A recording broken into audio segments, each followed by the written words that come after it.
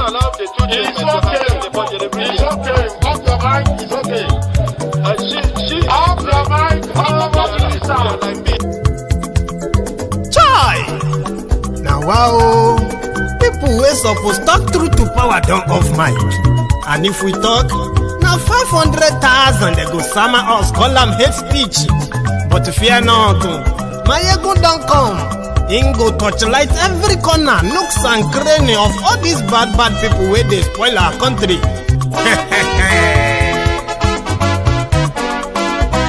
So my people make we laugh, oh, yo, yo.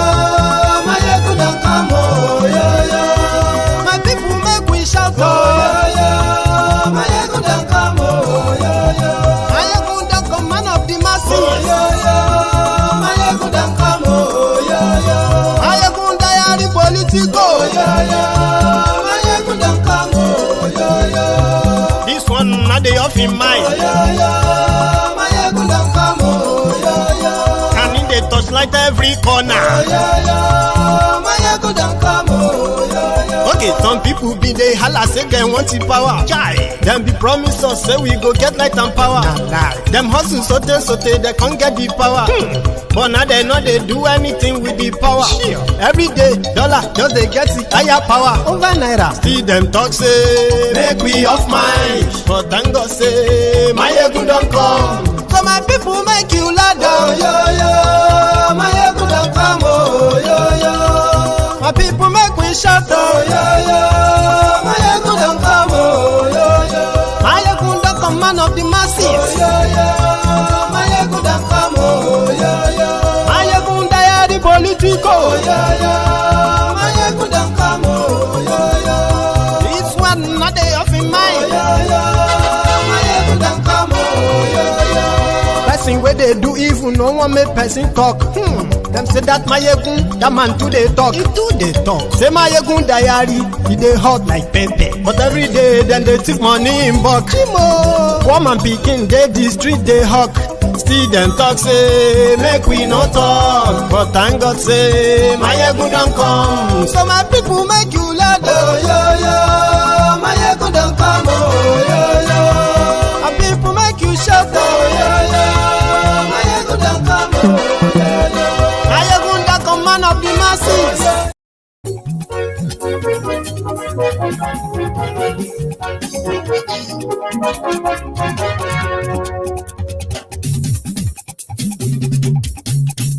Hello there. Mayegun làwa mọ̀ làmọ̀ tó dòdòdò. Mayegun diary, Mayegun number one. Mayegun làwa mọ̀ làmọ̀ tó dòdòdò. Mayegun diary, Mayegun number one. Mayegun ti dé o, ọ̀rẹ́ ará yìí. Mayegun diary, Mayegun number one. Lórí Facebook, lórí YouTube. Good morning to you, good afternoon to you, and good evening to you from wherever you are watching from. It is Mayegun Live. Àṣírí àjẹlù kì í bò níbẹ̀ o. Mayegun diary, Mayegun number one. Bó bá ṣe é, àní Mayegun máa wí. Some newcomers on Mayegun's Diary Political are not really comfortable with this early start or the beginning of the program like this. They said, cut short the song and just go straight to the program. Sorry, you are new. You see, this part is the part that you can call the call to service or call to worship. The temple is opened, and while we wait for others, we welcome you.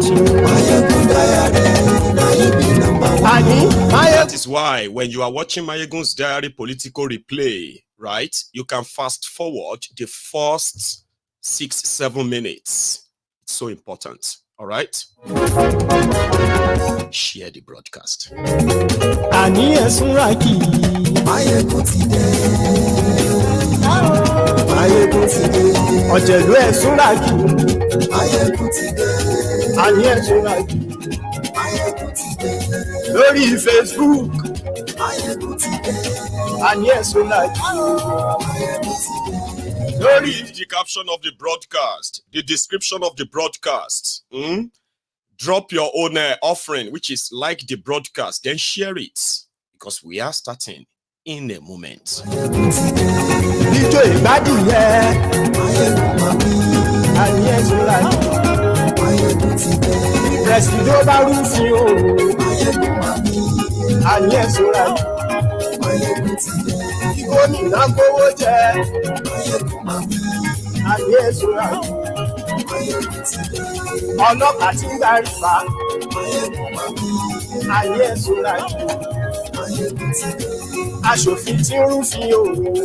Chinaza Philips Okoye Michael says, the police lied.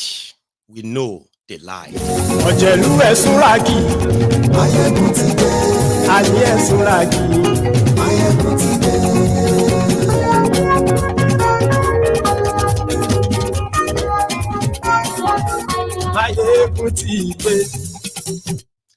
Thank you.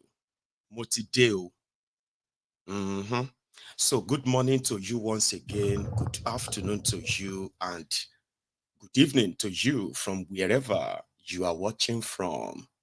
It is Mayegun live. Having said that, I hope you have read the caption as I kind of directed, right? The description. That is also to help you understand what you are about to spend your next 2-3 hours on. So we are starting with the news, the breaking news, when the Nigerian police said they have captured the kingpin of all kidnappers in Abuja.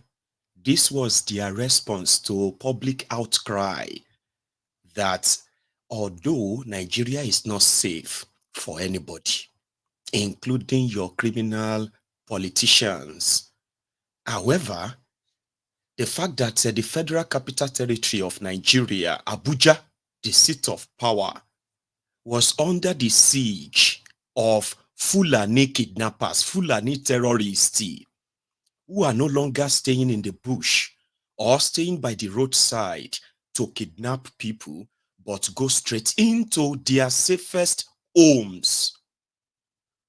While the people were crying, like since Kolu came in, since Tifnumbu came in, the insecurity in and around Abuja has escalated, and therefore prompted the public outcry. It was massive. I was one of those town criers that how could this even be possible? While that was going on, Wike, the unelected governor of Abuja, was in Rivers State, where he was there flexing his muscles, his political muscles, fighting for supposedly his political survival. Why the Abuja people have to go to bed with their 2 eyes opened. So, Kolu was in Lagos, especially the one that happened in Plateau, Bokos and then Bakinladi, where over 200 people were slaughtered. Kolu was in Lagos, where all the governors, including the governors of the states under attack, were paying him celebratory visits. All of this were going on. Then the new year came. In response, because everybody knew those who were kidnapping them and then killing them, especially in that part of Nigeria, Fulani terrorists. The criminals in government who were supposed to actually be sincere, honest, and straightforward with the people, if you really believe that fighting and combating terrorism requires the support of the people, but they came back with an agenda. I knew it. I knew it. They came back with an agenda and they said, it wasn't Fulani that have been kidnapping people in Abuja. In fact, it is one Chinaza Philips from Abuja. Chinaza Philips. Oh, I think we got your agenda. Because immediately, the Nigerian police released that statement that day. The jihadist apologist, the Fulani terrorist apologist on social media, because they are also on social media. Do you know that? Yeah, the terrorists have network, they have phones, they call, they make calls, they have banks, they withdraw money. Seriously, they do. They are on social media. They latched on it. Yes, everybody come and see. Oh, in fact, God, this country, so it is this Igbo people. They are those behind kidnappings in Abuja. It was the agenda, the propaganda of the police. And I did say to all of you that even though we didn't know what this China, we don't even know if the name is real, okay? But eventually we pointed out some of the lapses in the script, remember? Like him changing clothes in their custody, had no gunshot wound when he was first paraded, and then having a gunshot wound afterward that he was on a stretcher. He couldn't talk, but finally he talked. He spoke to the media, and he said, for those who know Nigeria police very well, he had no idea about their agenda, but here, the Nigeria police want to make somebody, a name they made up, to be the face of the insecurity in Abuja. And you see, those terrorist apologists on social media, boom, they jumped on it. Yeah, they jumped on it. But we said, hey, don't even try to also jump on it yourself by trying to put up a defense towards a state scripted propaganda. It was intentional. It was intentional. So if you jump on there to start defending, you have no idea who this guy is in the first place. He might be a criminal, and then this is the Nigerian police doing their thing. They need somebody to put out there. This time around, an Igbo sounded name, fake.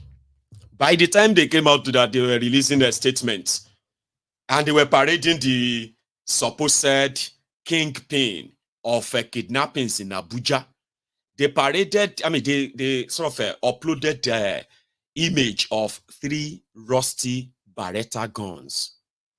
All of the victims of kidnappings in Abuja, they all came back to say they were kidnapped by Fulani terrorists carrying AK-47 guns. So the guy said, listen, I want to call on Pablo Escobar, who understand that a man who can do the crime must also be ready to do the time. He is not going to do the time for a crime he never committed.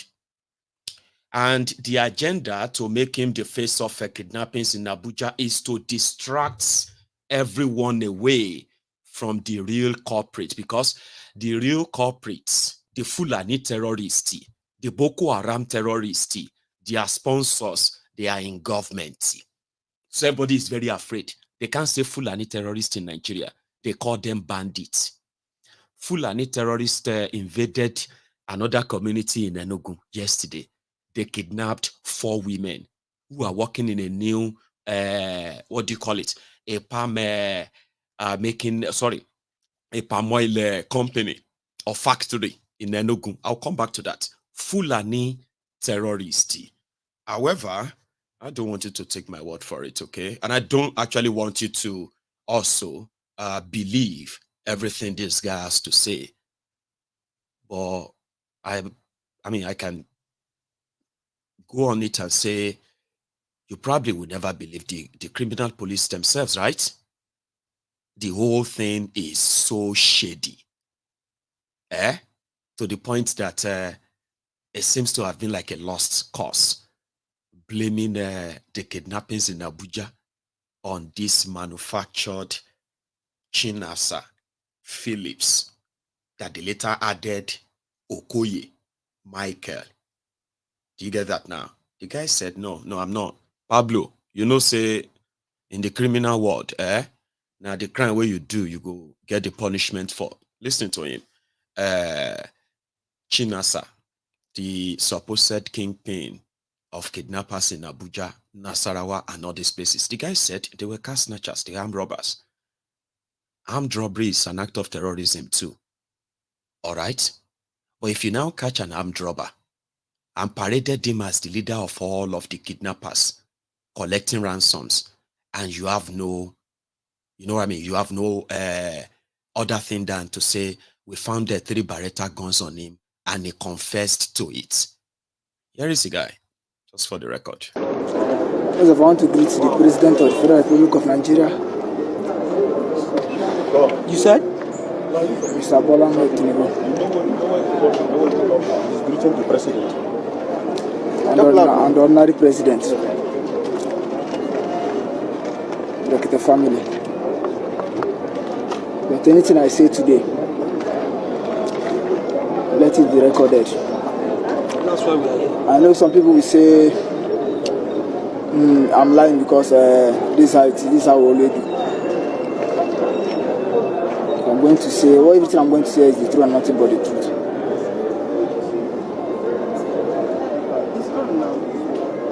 Between God and man, between God that created the heaven and the earth, I'm not a kidnapper. I repeat, I'm not a kidnapper. I've not been in this business for any long at all. Let me explain how. How many have you kidnapped? I've not kidnapped any, sir. With due respect. So what happened on that? I will explain. Why are you here? What happened on that? I will explain. I and my friend Chilobere, we went on patrol. Okay, the aim was to collect car. To collect car, to rob? Collect car, yes. To steal? Car, yes. Okay. So, I'm getting to Little Lorry. Like 3 years. So, my friend was the one riding the car. The owner of the car. His name is, I don't know his voice. Normally call him Yellow because I don't know him, but my friend know him very well. Because my friend can speak Hausa, but me I can't. So after passing that very position, the Yellow now saw that he lost and said he should turn back. And after turning back, that's how my friend drove into the compound. And they asked the man for the key. The man gave them the key. To be sincere, their aim and plan was not to take the man with them. But I don't know why the Yellow, which is the one that is sponsoring the whole, that has the car and that has the weapons, say the man should enter the back seat. So me sitting there, I can't say anything because Chidebere is in the Benz, and the Yellow is driving the man's car. I collected the key, and the man is inside the back seat. Me too, I'm at the back seat. So we drove. So not knowing that why Yellow took the man along was he needed to collect some money from him. So Yellow asked him, how much does he have in his account? The man first said it was 5 million. Then later on, he said it was 2 million. And Yellow now said, no problem. I was going to give him the money, but nobody is going to touch him, that we don't keep you, we are not kidnappers, so and so. So me, I didn't say anything. Even when they interviewed me for the first time, the suspect was there. The complainant, which is the man, he knows everything. He knows that me that's inside there, I don't have power to say anything. I don't have power to talk to Yellow. I don't have power to talk to the other person. It was Howard that is sitting with close to the man. I kind of just mixed that, okay? Sorry that I had to cut it because I'm trying to put other things behind. Anyway, I think he said all that really matters. The rest are just going to be like trying to plead and say, please help me. Oh, they are trying to make me what I am not. Oh, the Nigeria Police PPRO, the one Muyiwa Olade Jobio, so what's that his name again? Who came out to say, now those who said this is not true, this is blah, blah, blah, blah. That's the guy. You are never going to hear anything from him again. They are never going to show you his face again. Okay? Because the purpose they shared and published his face and all of that was to divert attention from the real terrorists. So that you can stop saying, hey, but you see, all this why everybody has been complaining about Fulani. We didn't know that, they are the Igbos. Oh, it is the Kanuris. Oh, it is this, it is that. All this kind of agenda leave everyone even in the worst place, which simply means that the criminals continue to roam free, and they can continue to pop up, what do you call it? Some poster boys to say, oh, we just paraded 200 criminals. And while they are parading the ones they said are committing the main crimes, that crime is still being committed. Why they are parading those ones?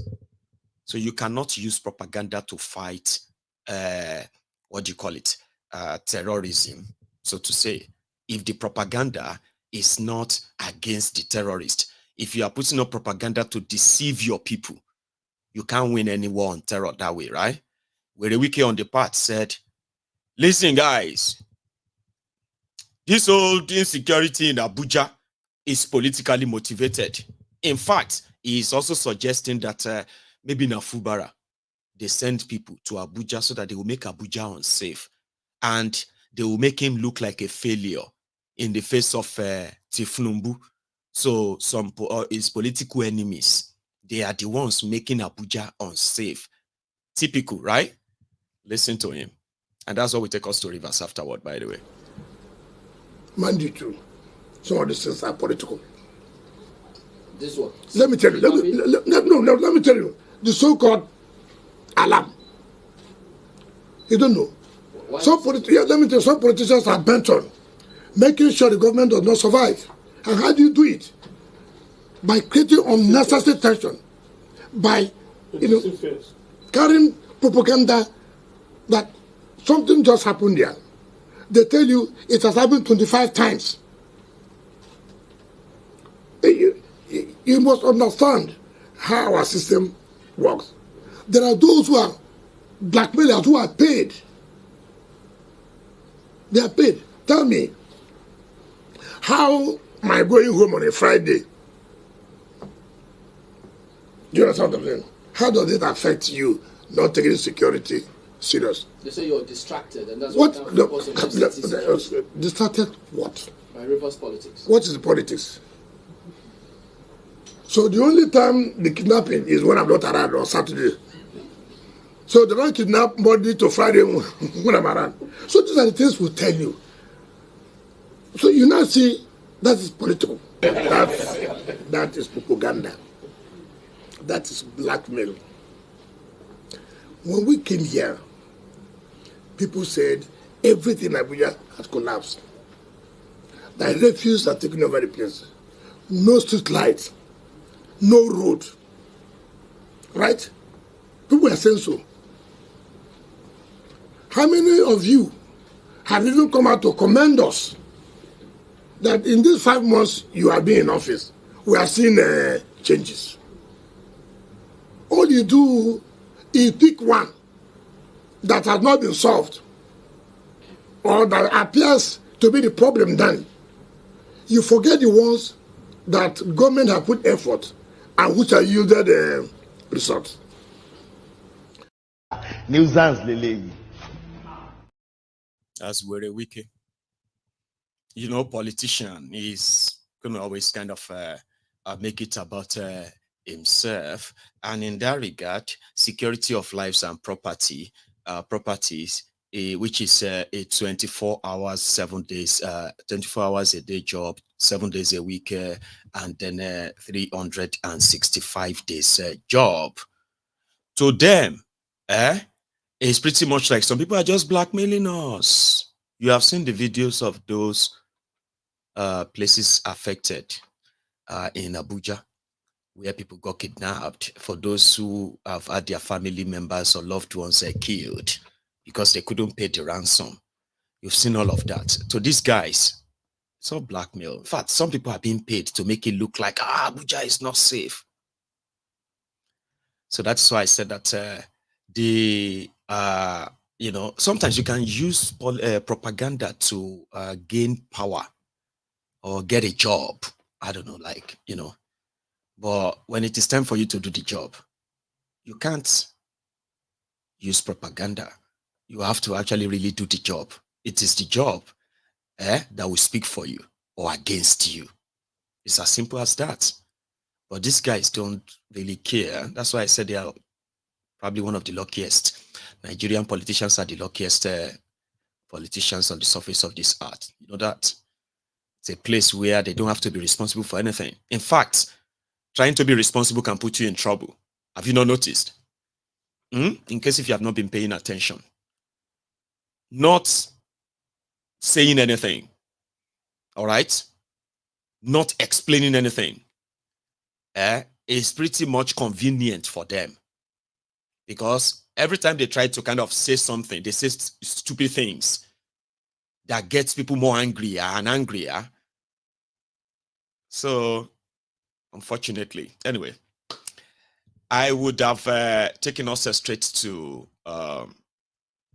Rivers State, where finally the Supreme Court of Nigeria ruled that Fubara is their governor. So all the worries, the fear, the talk of why he's not been able to act was because of the Supreme Court and all that, and with the Wike's influence, that seems to be in the past now, but the Wahala is not over yet. So we'll go to Rivers State, but I still want to stick to this Fulani terrorism and the havoc they are wrecking.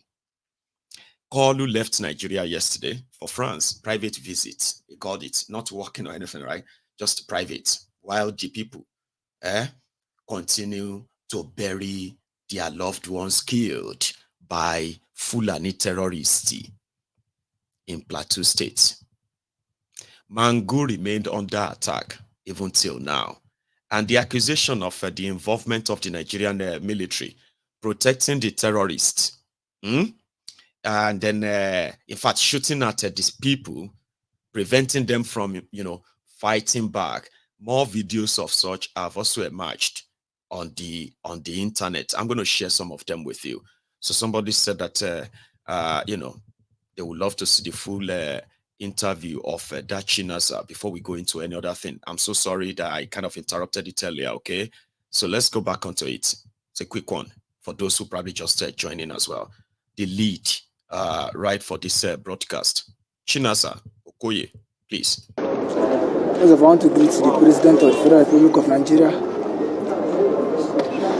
You said? Mr. Tinubu.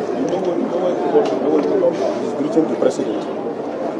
And the ordinary President.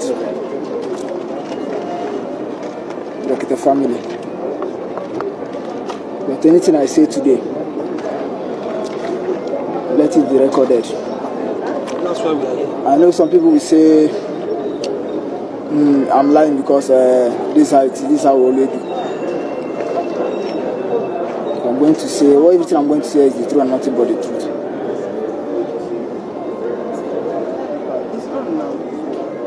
Between God and man, between God that created the heaven and the earth, I'm not a kidnapper. I repeat, I'm not a kidnapper. I've not been in this business for any long at all. Let me explain how. How many have you kidnapped? I've not kidnapped any, sir. With due respect. So what happened on that? I will explain. Why are you here? What happened on that? I will explain. I and my friend Chilobere, we went on patrol. Okay, the aim was to collect car. To collect car, to rob? Collect car, yes. To steal? Car, yes. Okay. So, I'm getting to Little Lorry. They are 3 years. So my friend was the one riding the car. The owner of the car. His name is, I don't know his voice. Normally call him Yellow because I don't know him, but my friend know him very well. Because my friend can speak Hausa, but me I can't. So after passing that very position, the Yellow now saw that he lost and said he should turn back. And after turning back, that's how my friend drove into the compound. And they asked the man for the key. The man gave them the key. To be sincere, their aim and plan was not to take the man with them. But I don't know why the Yellow, which is the one that is sponsoring the whole, that has the car and that has the weapons, say the man should enter the back seat. So me sitting there, I can't say anything because Chidebere is in the Benz, and the Yellow is driving the man's car. I collected the key, and the man is inside the back seat. Me too, I'm at the back seat. So we drove. So not knowing that why Yellow took the man along was he needed to collect some money from him. So Yellow asked him, how much does he have in his account? The man first said it was 5 million.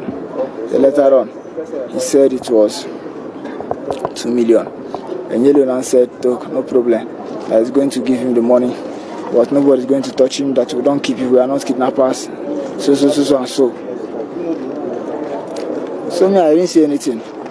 Even when they interviewed me for the first time, the suspect was there. The complainant, which is the man, he knows everything. He knows that me that's inside there, I don't have power to say anything. I don't have power to talk to Yellow. I don't have power to talk to the other person. It was Howard that is sitting with close to the man.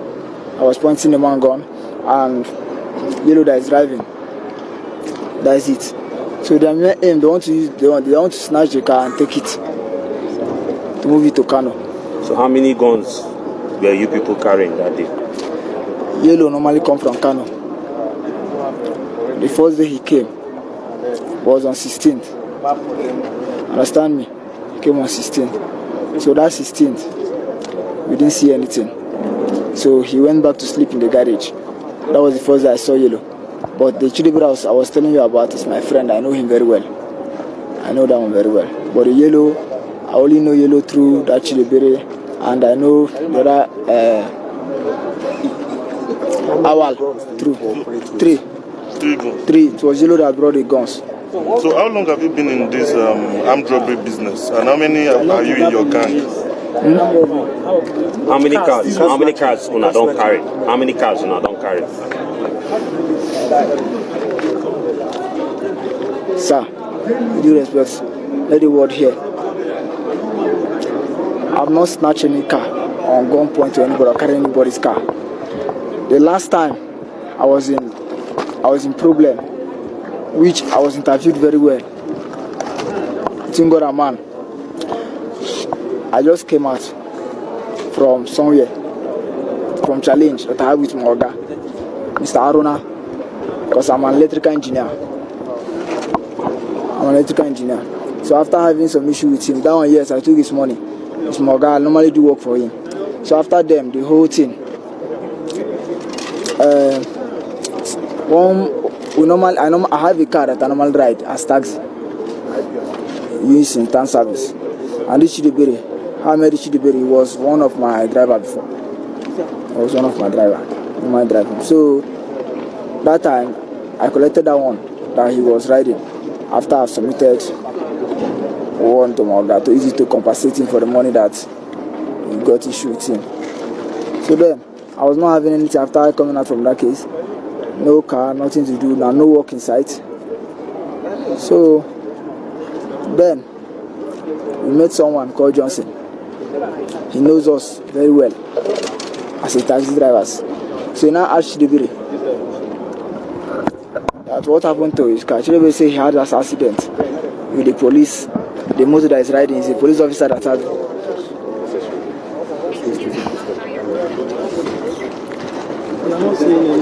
When did you start robbing? I'm not. Thank you very much. I kind of once again apologize that video got interrupted because it's more detailed.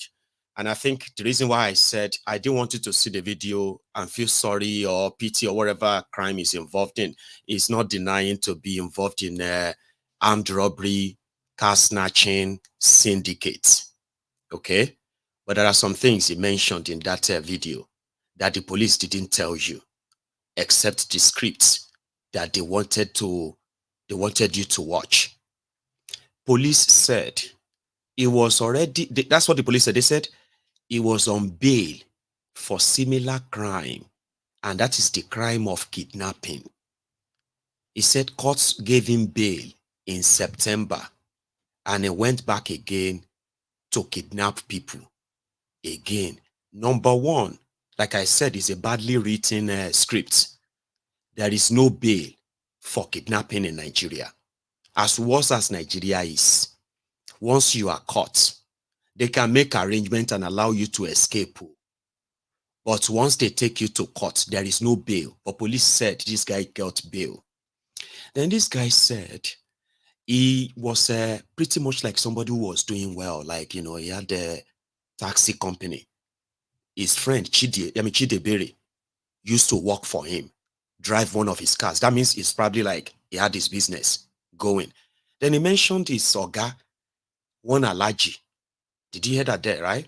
That Alaji probably was the one who was giving him, doing business with him, like, you know, this car business and what have you. That's why I deduced, though, that police didn't tell you. So he had a problem with the man, money problem. The man arrested him, locked him up. He came out of that place, settled with the man, sold all his cars, settled with the man. Then he had nothing to do anymore. That was when he got introduced to Yellow, who is an Hausa from Kano, to start stealing cars and get paid. And first time he's going, according to him, the first time he was going with them, they already snatched, they were going, and they saw this Hilux driver and this Hilux truck. That Yellow, who is the Hausa, turned back and they went straight with the man, the Hilux into the house, and they snatched the Hilux truck. But Yellow wanted more. He wanted money. So they took the man with them so that they could go and take money from his bank. And when they got caught, the man that was robbed and at the same time kidnapped was there to identify them, including Yellow. Where is Yellow? Their leader, supposed leader. That's where the agenda got twisted. You can't fight crime like that. You understand what I mean? You cannot fight crime with ethnicism or tribalism. Where is Yellow? Where are others? Police said they escaped. It was the only one caught. He said, no, we were all paraded in Kaduna for snatching car. Until when they said they were taking us, they took them to Abuja, and the case changed to kidnapping since they kidnapped the owner of the car. So definitely they are kidnappers. They must be the ones operating in Abuja. But where is Yellow? Where are others? How did they escape? That's why I kept apologizing that I didn't show you the whole video. So I'll leave you to all of that. Okay? Now let me go show you the collusion and collaboration of the Nigerian military with the terrorists, Islamic terrorists in Plateau State. The killings in Mangu continues, in case if you think because everybody now knows about it, maybe it's sort of it has abated or something. No. The killings continues. Okay, from yesterday, right, when the military, they were stopping the people from fighting back, and indeed they also kind of kill some of the people in that Mangu. There's another community that is not a village, all right, where they have already, I mean, they also attacked. I think that one is called Dumbuku or something. I can't really pronounce that, okay? But another community, I'll show you. Then, I have also discovered that, in case all of you don't know, ladies and gentlemen, the land and the space that is called Plateau State today is a middle belt part of Nigeria, the middle part of Nigeria. And you see this, the killings in Mangu. Baba, as you must know that it is for land grab and all of that, Abi. The people in Plateau State, you might need to educate me here. I was looking at the Google map, and I saw the map of Mangu. As they have, Mangu has been divided into two.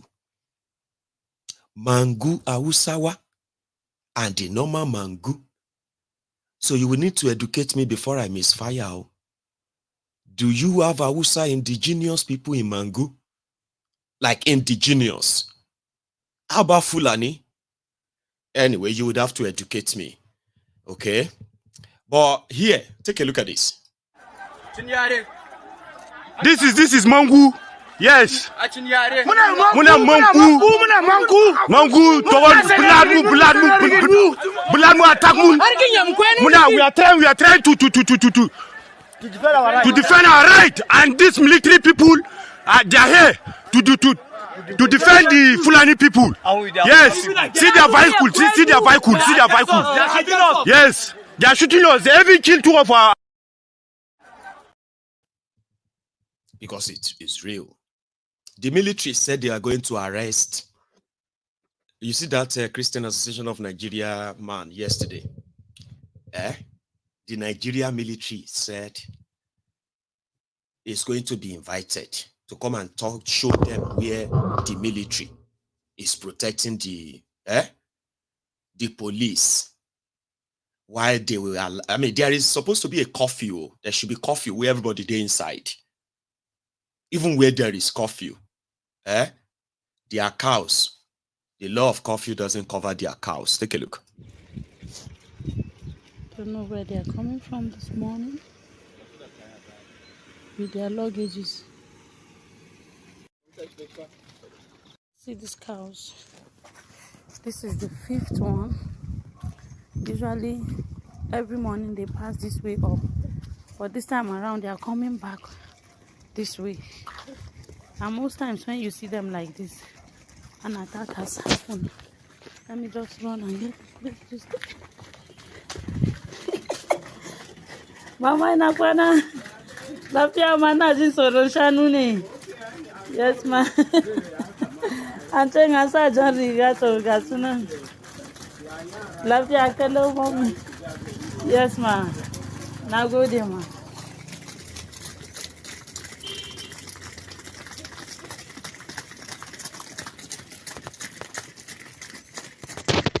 My neighborhood this morning. Because that's how they operate, okay? So when you see their cows going into communities like that, there has been attacks, or there will be an attack. Anyway, here is part of the roles of the Nigerian police. Oh, which one are these? Wannan motoci operation Rumbo ne suka zo. Sun zo anguwan mu, sun shige mu kristocin ba, anguwan mu baya suna ta kona gidajen mu suna korin mu. In muka matsa operation Rumbo sa harbe mu. Da su da mopol. To mu yanzu dai ba mu sani ba, muna bukatar dauki dan fosin wannan abu. Da mutanen ƴan uwan mu dan Allah dauki abun nan. Am taimaka mana dan Allah, muna neman taimako. Yawa muna neman dauki shugabannin mu da Allah dan dauki. Operation Rumbo suna ta kakkashe mu. Wallahi ga sun nan ka mana dauki. Tun safe suka zo, sun cika anguwan. Kashe mu suke ta yi operation Rumbo. An kona mana gidaje a anguwa. Polisa gurbatattun polisawa koran mu ana kona mana gidaje. Yawa. Yanzu ga ɗaya can zuwa da mu gudu dan zai harbe. Your speaker was all right. And I think it's just like us in the south as well. right, you'll see that a lot of people speak Yorubas, okay? And anyway, I'm still going to probably love to be educated. There's another guy that was caught. He's the leader of a terror group, Fulani terror group. He's been caught, he got interviewed and all of that. You know, like Bello Turuji and others like that. He's also one, but I know you don't. I mean, I don't understand Hausa, but I do understand everything he said there because somebody interpreted that. Or so, you know. So I think I should show you, right? But before we get to that part, or maybe I should. If you are bored, tell me. I don't understand what he's saying. Take it off. But there are people who are going to help us in the comment section. Can you please interrupt? I will come back and tell you what he said. All right. However, those of you who are watching live, you should help us. Put some interpretation in the comment for those who don't understand Hausa. This is a terrorist leader caught in that same plateau. Why sunanka? Ya uwa. Ya utunan babban ƙauye. Ya utunan babban ƙauye. Ina babban ƙauye yake a? Yamma ga tsaye. Tsafe. Cikin wani jiha kenan? Local ɗin tsaye ne. Local government na tsafe a wani jiha? Nan tsaye ne. Zamfara ne ko Katsina ne? A Zamfara. A Zamfara state. Yawa akwai tambayoyin da zan maka. Ka tabbata ka gaya mini gaskiya tsakaninka da Allah. In ba haka nan bane ka gaya mini ba haka bane, amma ka gaya mini gaskiya tsakaninka da Allah. Allah ya yarda. Ya haka yi mini alƙawari haka ni kuma zan taimake ka. Tsakanin da Allah. Allah ya yarda. Ubangiji Allah ya taimake mu duka. Akwai ƙauyuka da dama a ƙauyen ina ne kace? Ƙauyen Keta. Wayanda ka aza musu tara suna biyan ka haraji, ka ce su biya ka haraji, in ba haka ba za ka zo da kai da jama'anka fita da ƙauyuka din. An yi haka? Akwai ƙauye kamar Sangiwa village, ƙauyen Sangiwa. Sangawa, ƙauyen Sangawa. Ka aza musu haraji, an ce ka aza musu haraji miliyan 1. Haka ne? Sun biya ka? Sun bada. Ka bude baki ya baki muna na yi naka, sun baka nawa? Sun bada miliyan guda. Sun baka miliyan guda. Akwai kuma Rikibu, ƙauyen Rikibu. Su ma ka aza musu taron miliyan 1.5. Sun ka bada miliyan 1. Sai suka bada miliyan 1 ba su cika rabin ba. Akwai gidan Arne. Su ma ka sa musu miliyan 2. 500,000 sun ka bada. Sai suka baka 500,000. Dayan sannan kuma akwai Nasarawa mai fara. Nasarawan mai fara. Can yamma da keta aka ce. Yamma da keta. Su kuma ka sa musu miliyan 2. Sun ka ba da miliyan guda. Sai suka baka miliyan guda. Akwai ƙauyen Magaji. Ka sa musu miliyan 1.5. 100,000 sun ka ba da 50. Suka baka 150. Dayan sannan akwai ƙauyen Kani. Miliyan. Ƙauyen Kani. Miliyan nawa suka sa? Karibe ni. Baballo ya an shi waɗannan. Baballo? Ya kuke da Baballo? Ubannin muwa da ƙane ne. Amma tare kuke harakokin ku tare? An ce tare ake ganin ku, tare kuke tafiya? In an gani ka nan za a gani shi? Komi tare kuke harkan ku? So shi ne ka tura ya je karɓi wannan kuɗin? Shi ma bai faɗa min ba da ya dawo ya ce ma wani kaji na ce to lahiya lau. Ok. Magana Allah. Ok. Da sanin kare kenan ko? Da sani na. Dan akwai dan kolo. Da kolo. Su ka sa musu miliyan 2. Ni na an shi 150 da hannu na. To amma miliyan 2 ne aka ce suka ce sun bayar. 250 na an sa. Suka ba ka. Tsakani da Allah. Dan akwai wani Sanusi shi ma da kolo yake. Ya ce sai da ya biya naira miliyan 1. Haka miliyan 1 saboda ya shiga sa kai. Kuma ka kore shi ya bar garin. Karibe ni kana kallon ƙasa. Kuma ka kore shi ya bar garin. Kuma amma ya biya miliyan 1. I know like that. Somebody said, this is even enough for us to say, let's break up this country. How can somebody be speaking a language in my country and I don't even understand what he is saying? And I bet if I start speaking my own language as well, millions of others from other parts of Nigeria, they will have no idea what I am saying. How could you make such people to live in the same country? Because even this English, where they talk, same way they talk. the English itself is not Englishing. Eh? That's enough for us to say let's break up, isn't it? Everyone is doing everything to turn, you to the next victim in this siesta of dog eat dog. Anyway, that guy was talking about his escapades, his adventure as a Fulani terrorist. And according to him, when they were mentioning the names of his victims, he was mentioning how much they paid in ransom. But look at him. He's mentioning million, Gouda, 10 million, 20 million, 2 million, 3 million, debut, million this. All those millions that he's been making. Did that guy look like somebody who is a multimillionaire that money actually reflects on him? Because he's working for someone like others too. He's just he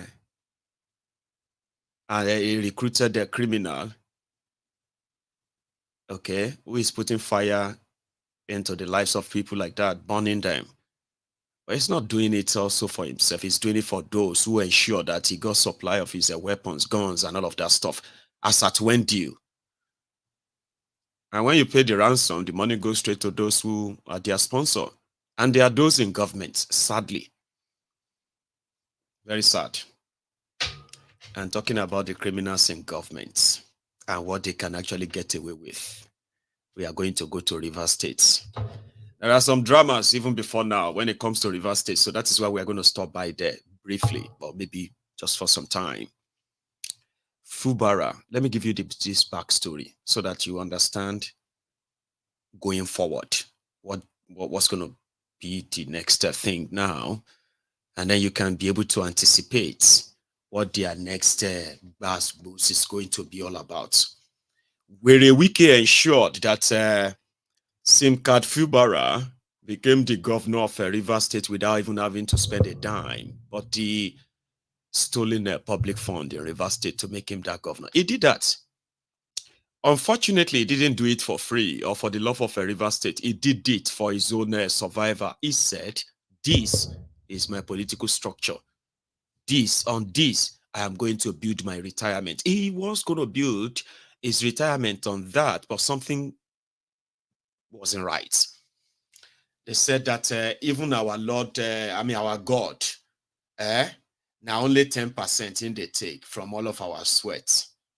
Sure, you get. Just God says, give me 10%. I'm okay with 10%. Even the 10% now is negotiable.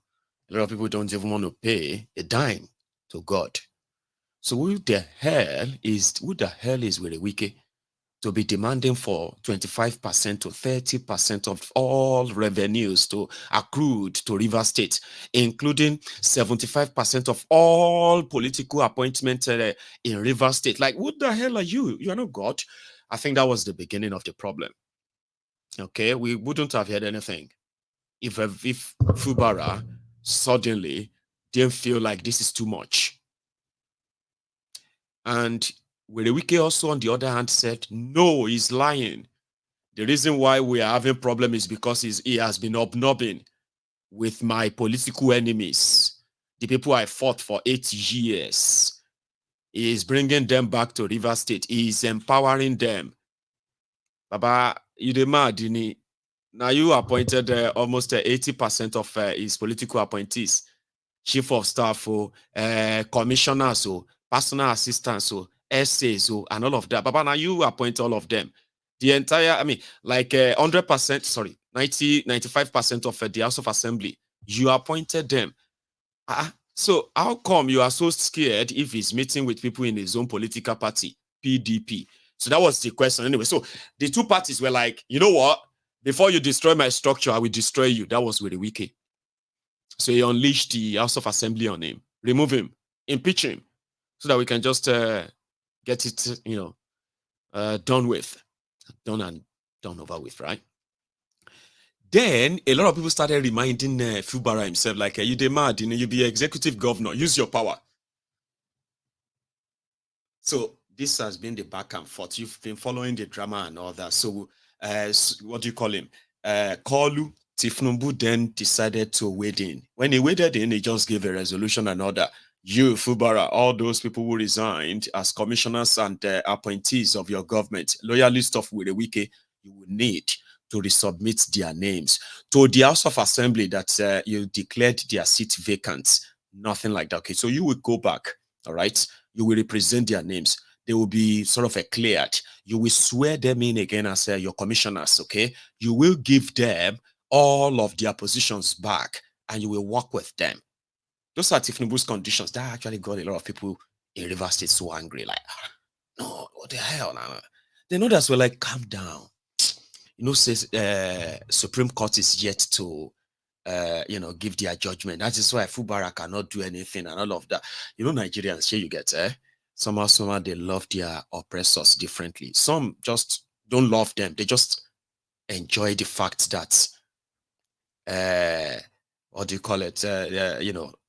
Two criminals are fighting themselves, and with a wicked, the known lousy criminal probably will meet his own Waterloo. So if they destroy themselves, it is to the satisfaction of the oppressed. Here you get the drill. You can't do anything to them. So if they destroy themselves, to your own satisfaction, Baba, I am the happiest person. Why? Because Fubara has already disgraced with a wicked. I say, oh, and that makes you the happiest person. Wonderful. Say, no, I'll go and look for one that is one of the scenarios that is so common. A lot of you have been caught in that. The Arewa are very sad because of the relocation of central bank operation. They are crying now and all of that. Mayegun, this is the greatest, happiest news of my life. I want to see them to cry more. So Tinubu, continue. I want to see, that's also part of us, okay? Like, you can't do anything to them. It seems to be like a lot of the people have submitted to God and say, well, I'll leave them in the court of God. God will judge them. It's because you can't fight them. When you know if you fight, you go say, God will judge you. But if you sabi fight, if somebody slap you, Baba, slap you, okay? You go punch them, you go karate them and all of that. Now people go to beg you, say, sorry. They say, wait till happen. They say, oh, man, slap me, Nisha. You they mad, they look face. When someone is stronger than you, bullying you, and if you do anything, you just say, see, leave you in the hand of God. You will know that God, this God is alive. Because if you fight, and say God not go do anything. But if anything can happen to your bully, to your own satisfaction, yes. Have you heard what happened to him? Otini stroke, he's crippled now, he cannot even fight. If I see him now, I can slap him. I'm so happy. God is merciful. God punished him to your satisfaction, which is not really anything, great. But nevertheless, a lot of people still want it. That's your own problem. I don't care. I just want to see this guy. I just want to see karma happen to him. I just want to see Nemesis catch up with him. I just want to see where the wicked disgraced. And I will be the happiest person on earth. I say, okay. Anyway, they said they should wait until the Supreme Court finally gives Fubara the legal clearance so that Wike cannot use that anymore. So it will just be about the impeachment next. So today, the Supreme Court of Nigeria said Fubara is their governor. So Wike can't remove him through the court anymore. It's too risky to even do that. They would rather impeach him. The State House of Assembly said Fubara has been acting funny since Tinubu settled the problem. They said that Fubara will send something to them and say, okay, they said I should send these names to you to confirm them as commissioner. So Yagba. Now, if they now say, okay, Mr. Messenger, take this letter to the governor and say from us to him, the messenger will be like, they did not send me to collect anything from you. They just said I should give you this. Here you get to the point that the House of Assembly members loyal to Wike, who currently controls the House of Assembly as we speak, they know they talk to they and the Fubara know they talk. So a lot of people who are now waiting that maybe now Fubara will now show his real color or true color and all of that. Well, before we get to that, let's go take a look at their reactions, starting from their courts, including Fubara himself, who said He would never have been a governor without Wike for the last time. He's appreciating him, right? But the people on the street of Port Harcourt or even from River State, how did he go? So let's go back in there. And that would be, the first part would be like yesterday. I think it was yesterday or 2 days ago. Some people suspected that there could be some funny, you know what I mean, like funny act and all that from the Supreme Court. So they staged this, this walk to one with a wicket to stay off. Then we'll go to today after the ruling. Christians. God, no. It's like I've mixed up my videos, so they're not supposed to be there. Here you get. Sorry about that. This is the actual one.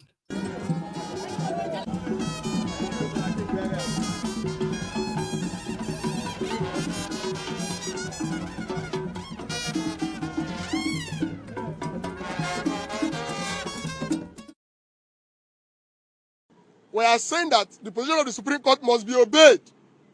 Therefore, we are standing by the governor, and that we are saying that though there are political exigency that may want to make him bend over backwards to obey the Abuja agreement, we are saying that doing so is a direct assault to our constitution, it's a direct attack to our laws, and a flagrant disrespect for Rivers people. And our civil society will not stand by and watch him do that. Finally, we want to state that his office, that's the office of the governor, the office of the president, the office of the members of the House of Assembly, are all products of law. Therefore, the governor's action should be controlled and dictated by our laws. Anything outside that is null and void.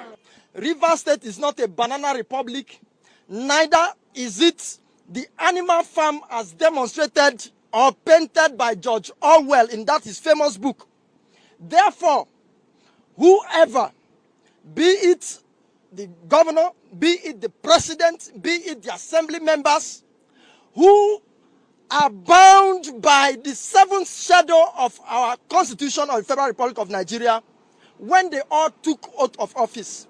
What we are saying is that, come what may, we shall make sure that they all abide by that Constitution. And no matter the shenanigans of anyone who thinks, or any group of persons who think that they are above the law, to want to try to hoodwink the governor of Rivers State to go and violate the law, he should be vigilant not to fall into that snare. The more you look, the less you see. The more you look, the less you see.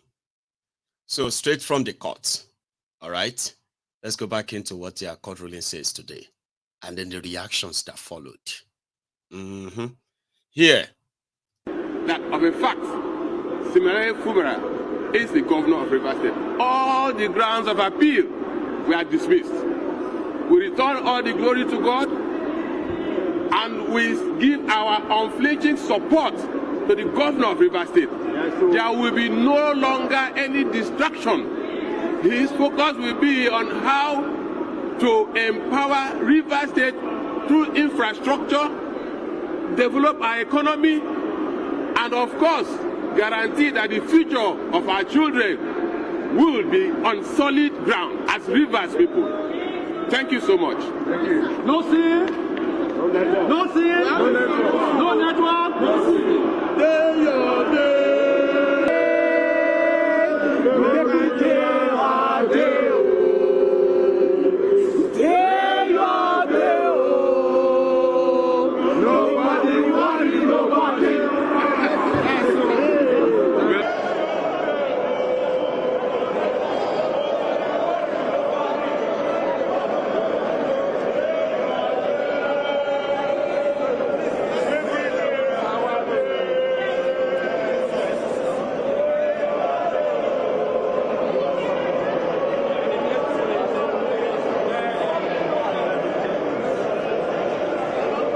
have been completely at peace with the party.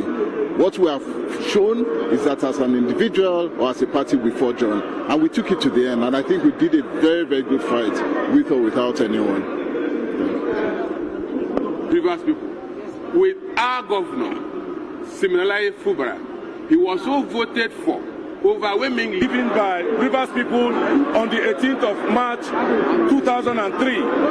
With this judgment, we are now set to deliver the dividends of democracy to Rivers people.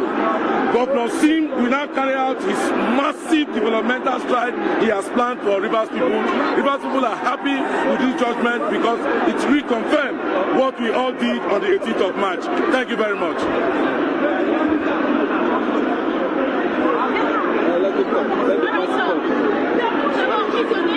Okay, my name is Dr. Robinson Ewo, Vice Chairman, Rivers West Senatorial District. I think we have come to an end to litigation. There must be an end to litigation. Rivers people voted for Sim, not an individual. Unanimously, not on the basis of political party. PDP, APC, every party in Rivers State voted for Sim. Enough of this distraction. I'm sure at this stage, the governor will hit the ground running. The party is behind Sim. The judiciary is behind Sim. The legislature is behind Sim. The PDP constitution provides that immediately a governor emerges, he inherits every aspect of the party. I'm sure the government were in order. The Supreme Court has known to rest. All litigation, all confusion, all distraction in the River State. Put it here. God has proven that the court is once again the last hope for the common man. Yes. It has shown that there's no tyranny, there's no oppression that can be brought to the temple of justice. Today they have made it loud and clear and sounded it loud and clear that it can be only one governor in the state at a time. So we want to use this medium to appeal to our brothers who are fueling the embers of crisis in River State to please concentrate on their job and allow the governor to concentrate on governance. Thank you very much. Of the governor, nuisance Lele. They are all job men. And that's how it is. Like, justice has been served. We are now this and that on camera. But after that place, well, I just started though. But let's listen to the guy himself. It can be very boring. I don't think it's really that's different from Bulaba Balablu. But some of you will be like, no, don't say that. Don't compare him to Tifnumbu. No, I'm not comparing him to Tifnumbu. I'm just saying that he's the younger version of Tifnumbu. To me, that is the Fubara. Sure you get. But this is what he had to say. Maybe it's going to be different to you, but to me, it's like the younger version of Tifnumbu.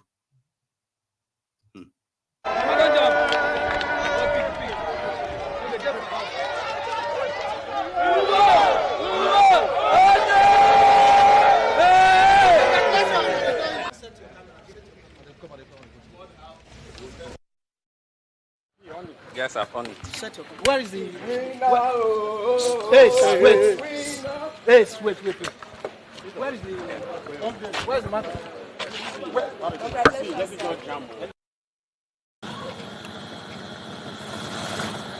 Gentlemen of the press, today, about an hour ago, the Supreme Court revalidated our mandate in the election. It is a victory for the entire state. It's important for us to note that we need this victory to consolidate on the purpose of governance. We have had a few distractions here and there, and the good news that came to us this morning is a refreshing strength that will ginger us to continue the work of governance.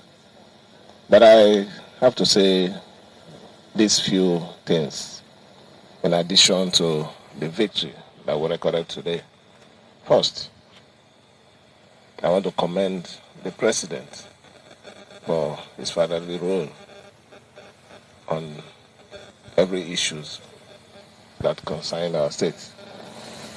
Not just the crisis, but also this particular litigation that we just overcome. It will also be unfair for me not to appreciate the minister, my Oga. I want to say thank you for all their support. And I want everybody to realize that River State will have a dream of making it a highly competitive state that will measure, if not up to Lagos, but close to Lagos. We can only achieve this in an atmosphere of peace. So I'm calling on everyone, not just our own internal issue, but also those other people from other parties. The issue is settled. Come and let's build that river state of our dream. For the millions of Rivers people that have shown solidarity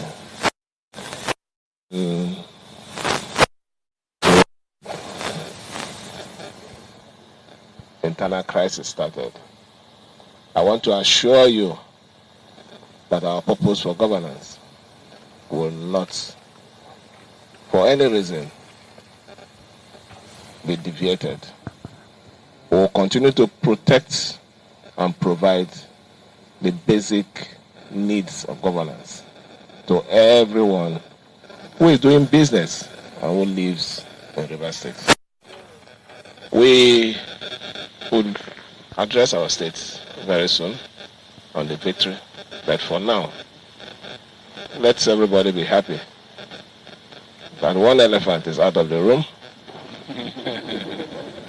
The other one, by the special grace of God, will, by God willing and help, will be resolved, and the family will be one and one again. Thank you, and God bless you.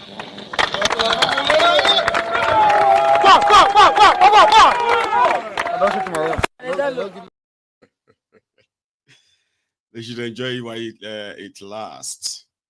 And they are all... have you noticed that all of the governors whose Supreme Court judgment was like, yeah, you continue a lot, that they were all thanking Tinubu? Did you notice that at all? They're like, they are happy that he didn't use his power. He did not use his influence to influence the Supreme Court's judgments. I said, why are you thanking him? Is the Supreme Court not supposed to like rule on their own? That I want like Jalong Pebio, this place is Niger. So don't always think that they're going to do everything by law or anything. That it is written down doesn't mean that it's going to be acted upon. I was like, oh, so that's why they are thanking him that he didn't use it. So they are. No, they are thanking him for using his influence in their favor. That's why they are thanking him. They're not thanking him just because he didn't interfere. He actually interfered. And they know that. Anyway, he said he wanted peace. And without peace, they cannot really develop river states. Immediately after that speech, his own men, or should I say, people who are loyal to him, they went after with the Wike straight away. They didn't waste time.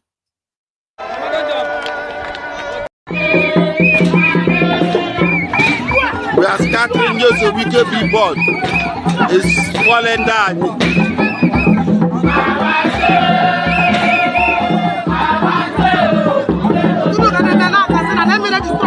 No, we will destroy anything back concerning we can. You are no more. You are no more. Today we are scattering you. That will not be a picture. Not your picture. You are an evil man. We have destroyed you. You are evil man. So we are today. After a victory, we betray a River State. You are thunder fire. You just a week. We are bringing you down to today.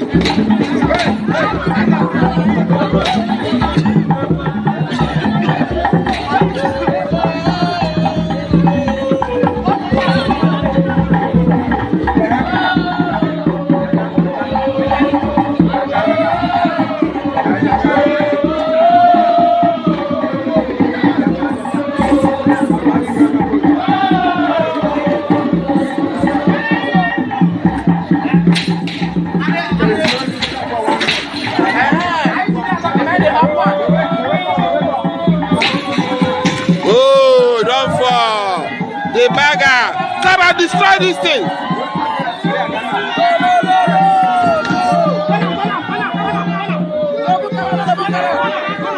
Bo bother, bo bother.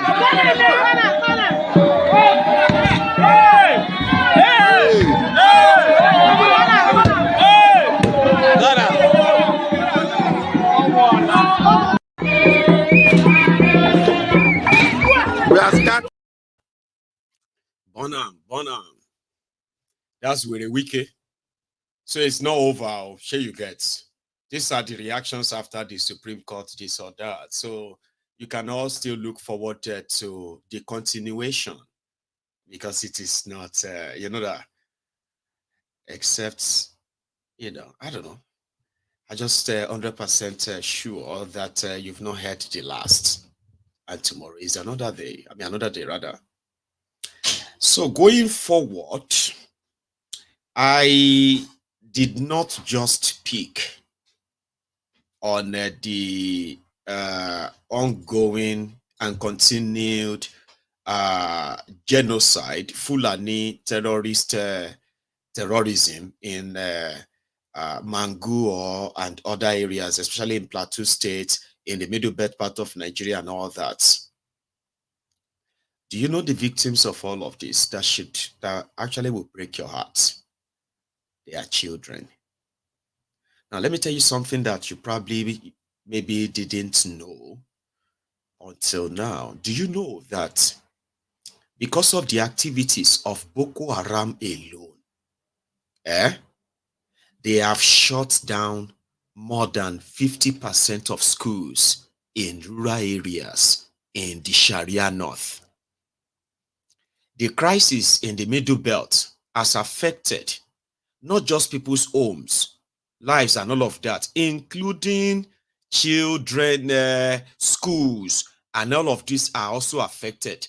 As much as Nigeria has no enough schools for their own children, those that are available are poorly equipped, poorly managed, as much as they are inadequate and all that. All of these facilities, all of these structures are either being burnt down or the people of such community have run away. Children are the victims of this. They are the biggest victims.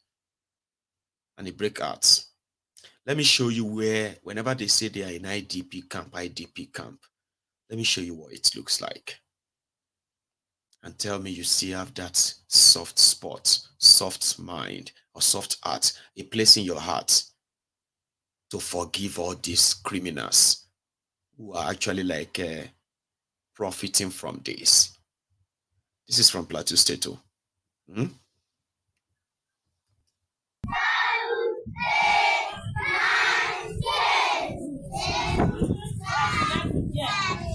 hand. You come and show me number one here.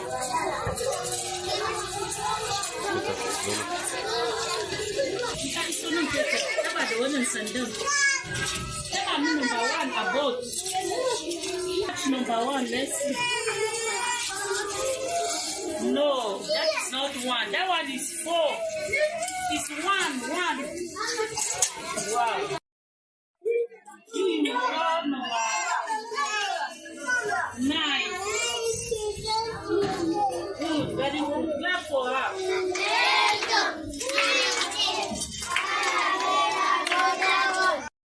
That's it, until you taste and observe and make sure you know the result written is what positive. Now we say this guy or this woman or this boy. In a social environment, the way that people will play, the way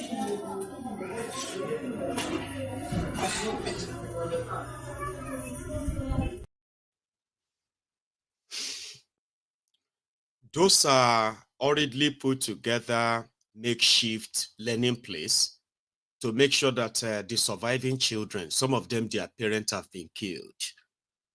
Majority of them, as you are seeing them there, they are not from the same village.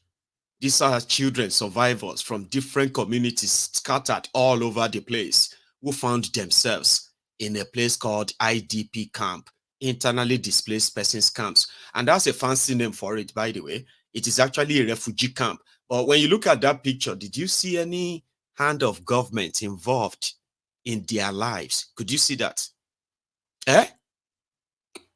Now imagine 10 million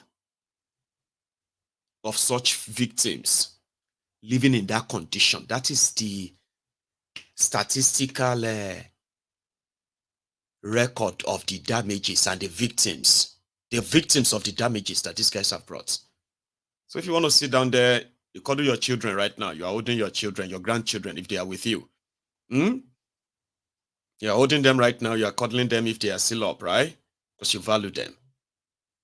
In Nigeria, children, and this is also the road to radicalizing majority of them, sexually assaulting or sexually abusing, raping all those ones who are young children, all those children. They are prone, right? They are prone to be raped, sexually abused, male, female. The trauma of losing their parent, the trauma of seeing their villages and their lives, burnt down by some assailant terrorists, end up in some strange, miserable place, right? With other children who are also like vulnerable, lost, confused. You are planning for the future of your children. Do you think what do you think about those children you saw in that video? Those are the victims of Nigeria. You've seen them today, right? I have been showing videos like that and images like that for more than 10 years now. Those are the victims. In another 10 years' time, you see, they have no plan for them. There's no real plan for them. Everyone will play politics with them. Politicians will even go there and take pictures. They will bring Indomie. They will bring a bag of rice. They will take pictures and do all of that and say they are helping the IDP there, because instead of ending the real problem, they profit from it. And you could actually end up there. Your children could end up in that camp. I'm not kidding. Because you see those we found there, they probably in their life would ever imagine that their life will turn around and be in that situation. A lot of people, those are the recent victims, Abi. People have been victims for the past 10 years that Nigeria just moved on. Like that. Children, they are those ones that are going to be readily available. Traumatized children, impoverished children, and the children abandoned by the country. They are those willing to, in the hands of all kinds of criminal groups, including terrorists. You know that. But your criminal leaders don't probably give a damn about that, I believe. And some of you don't understand the danger of them not giving a damn about them. You see, you heard about the burning of villages. People have been killed. That's all you heard. You are enraged. You are angry and all of that, yeah? But what should really get you more madder are the survivors that are abandoned. You see, those who are going to be victims tonight, they will be abandoned. Those who are going to be victims in February, those who are already, you saw those who are victims since 2015, they have been abandoned. Those who are victims in December, they have been abandoned. You see, those who are victims in this January, they will be abandoned. And those of you who are still free right now, watching this video and being like, I don't understand what this guy is saying. You are likely going to be the victims next month. You will be abandoned by them too, because that's how Nigeria works. Yesterday's survivors are today's victims. You know that, right? Today's survivors will be tomorrow's victims. I have survived today. I have survived today. Thank you, God, for saving me today. Thank you, Father, Lord. Thank you, Lord, Father, Lord. Then tomorrow, I'm going to have to put my life in the hand of that same Father, Lord again. And one of these days, Father, Lord may just be tired of me, because there are so many of you who are putting your lives in the hand of the Father, Lord, Father, Lord. Even kidnappers is putting his life in the hand of the Father, Lord. You see, armed robbers, they do prayer. They won't go rob, they do prayer. Heavenly Father, we pray that you make sure that we go easily, we come back safely, we can give glory to you, God. I have seen it in movies. I don't know in real life, by the way. Yeah, armed robbers, they pray. They also need it. So when you put your life, as they say, leave your life in the hand of God. Baba, at the end of the day, one morning, you are going to wake up. And that's it. You are the victim for that day. Like all the victims we have been reading about. One day, a lot of people will read about us as victims of Nigeria too. And that's why we said, if you don't kill this fraudulent contraption that these guys put together, that a lot of you think you have a country, if you don't kill that structure, it will kill all of us. It is a system that is indoctrinating and radicalizing our own children even before they were born. Yeah, you have no idea that we have been indoctrinated somehow, even before we were born. That is why today you look back and be like, how did I survive Nigeria? Oh, it must be grace of God. No, you have been indoctrinated from the bellies. And the moment you got born and all of that stuff, right? That is you indoctrinated to accept mediocrity that will eventually either take your life any moment or just kill you, like not physically, mentally. Today we have millions of Nigerians who have been the victims of a failed country, failed economy, failed this, failed that, and all of that. But they are still alive. They are counting them 1, 2, 3, 4, 5. Well, a lot of them are just walking dead. I'm talking about people who are just there. You see them, but they are like physically there, but mentally no more. That's what Nigeria did to a lot of people. So if you don't understand the theory of yesterday's survivors are today's victims, and today's survivors are tomorrow's victims, it's because tomorrow, we always turn to today. You know that? This today that we are in right now was tomorrow, yesterday. You know that? So which means if you don't kill this rotten system put in place to kill us, it will kill all of us. It's just what it is. Looking at children like that and then kind of putting it into perspective, like how many of these children do we even have in Nigeria of today? People killed by people whose parents were killed and slaughtered by terrorists. Is there actually anything about them? Do you even have the figure? Is there any program helping them? Absolute zilch, except for those who are doing them on a charity voluntary basis, right? That one too is also questionable. We have heard where even places where they were supposed to be considered as safe zones where victims of Boko Haram attack or Fulani terrorism attack, they call those places, like it was supposed to be like a safe zones. The survivors are there. They've got nothing to take from them except their lives, right? Safe zones created. But in the situation of Nigeria, anyway, Shah knows that if you have not been the victim right now, it's just a matter of time. And hey, safe zones are attacked. Places where they're like, don't go there. These are the victims. They've got nothing anymore. They have nothing. But they still go there and kill them. That's how bad it is, right?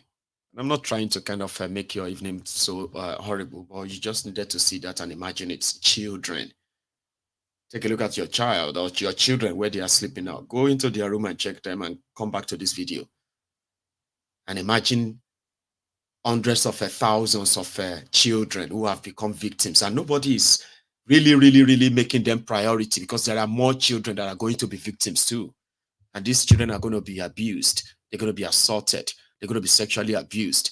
They're going to mess up their brains. I mean, like, you are just going to continue to live because you probably have no idea that is even happening. And now that you know that it is happening, what are you going to do about it?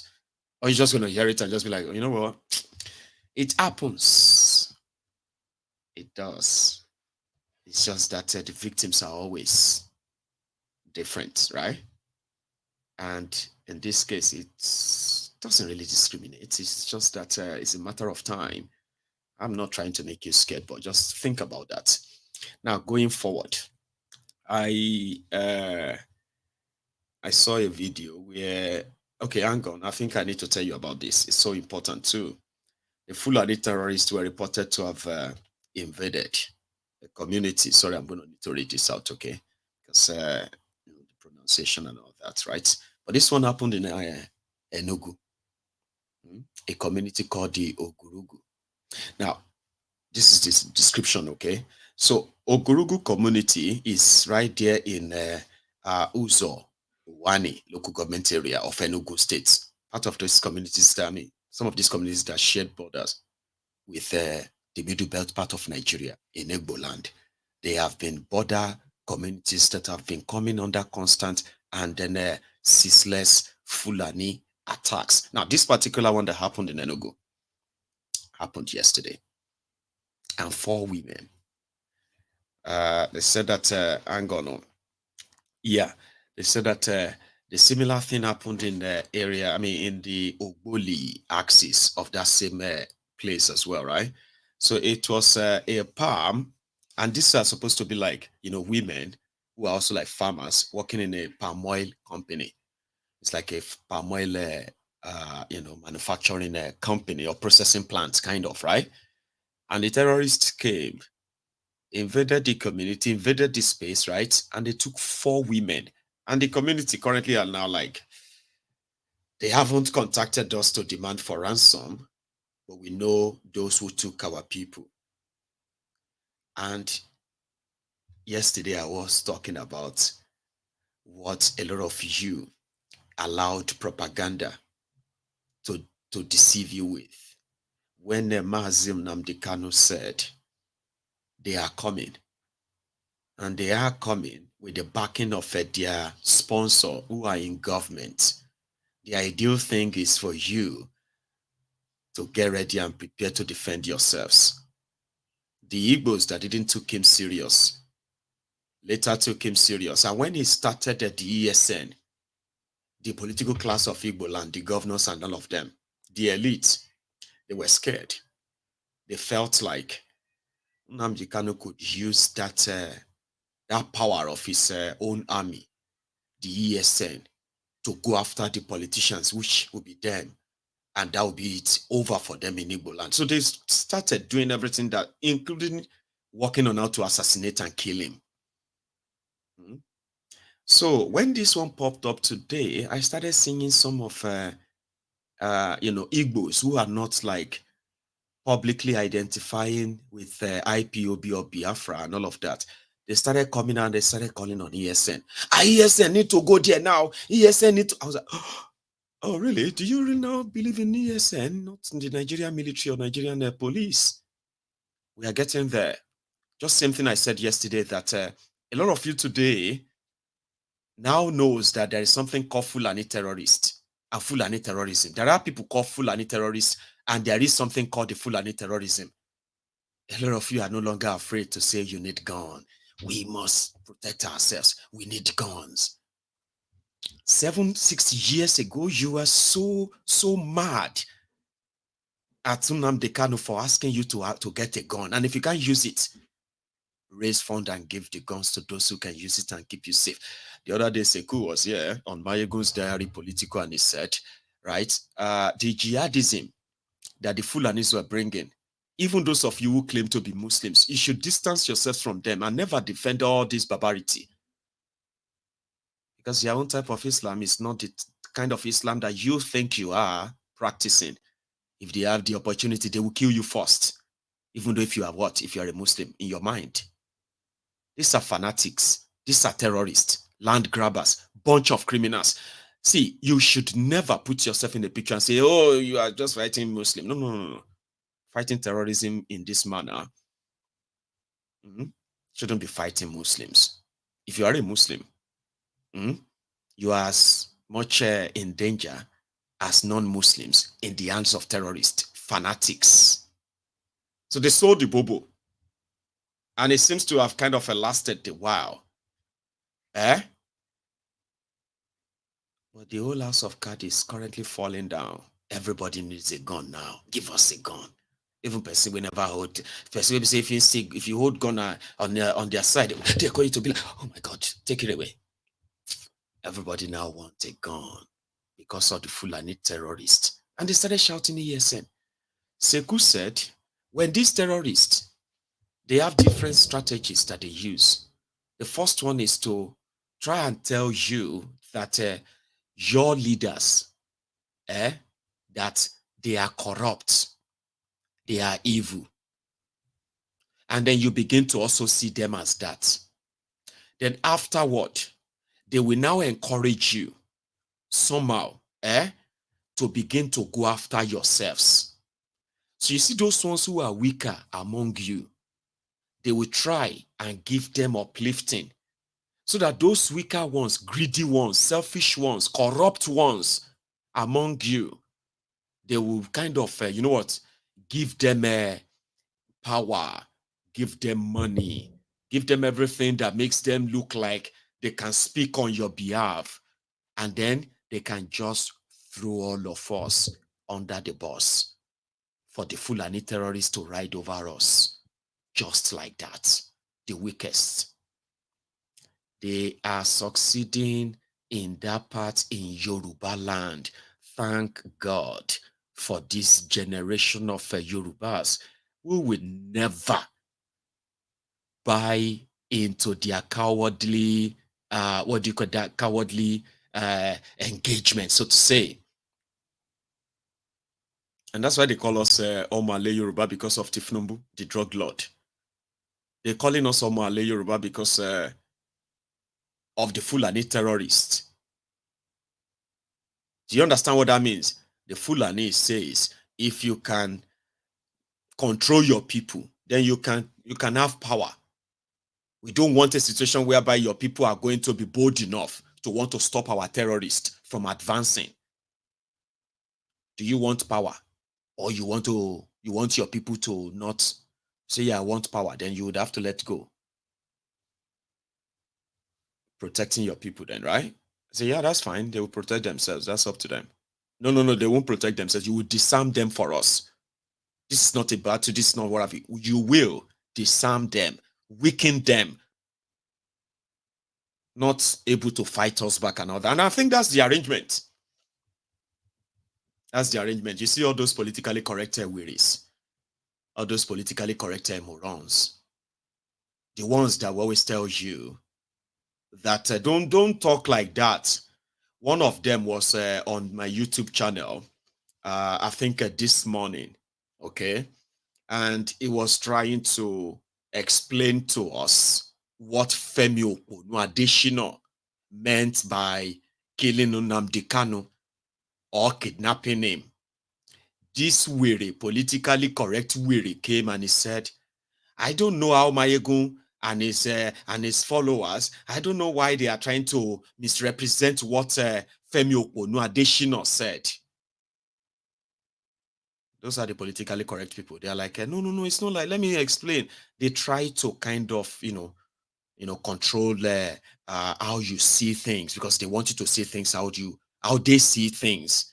If you begin to see the other way, they're like, this whole thing is not going to keep us united. We need to talk to ourselves and come together as one Nigeria. You see, when people say that, when I see politically correct Wiri saying that to me, it sort of triggers me.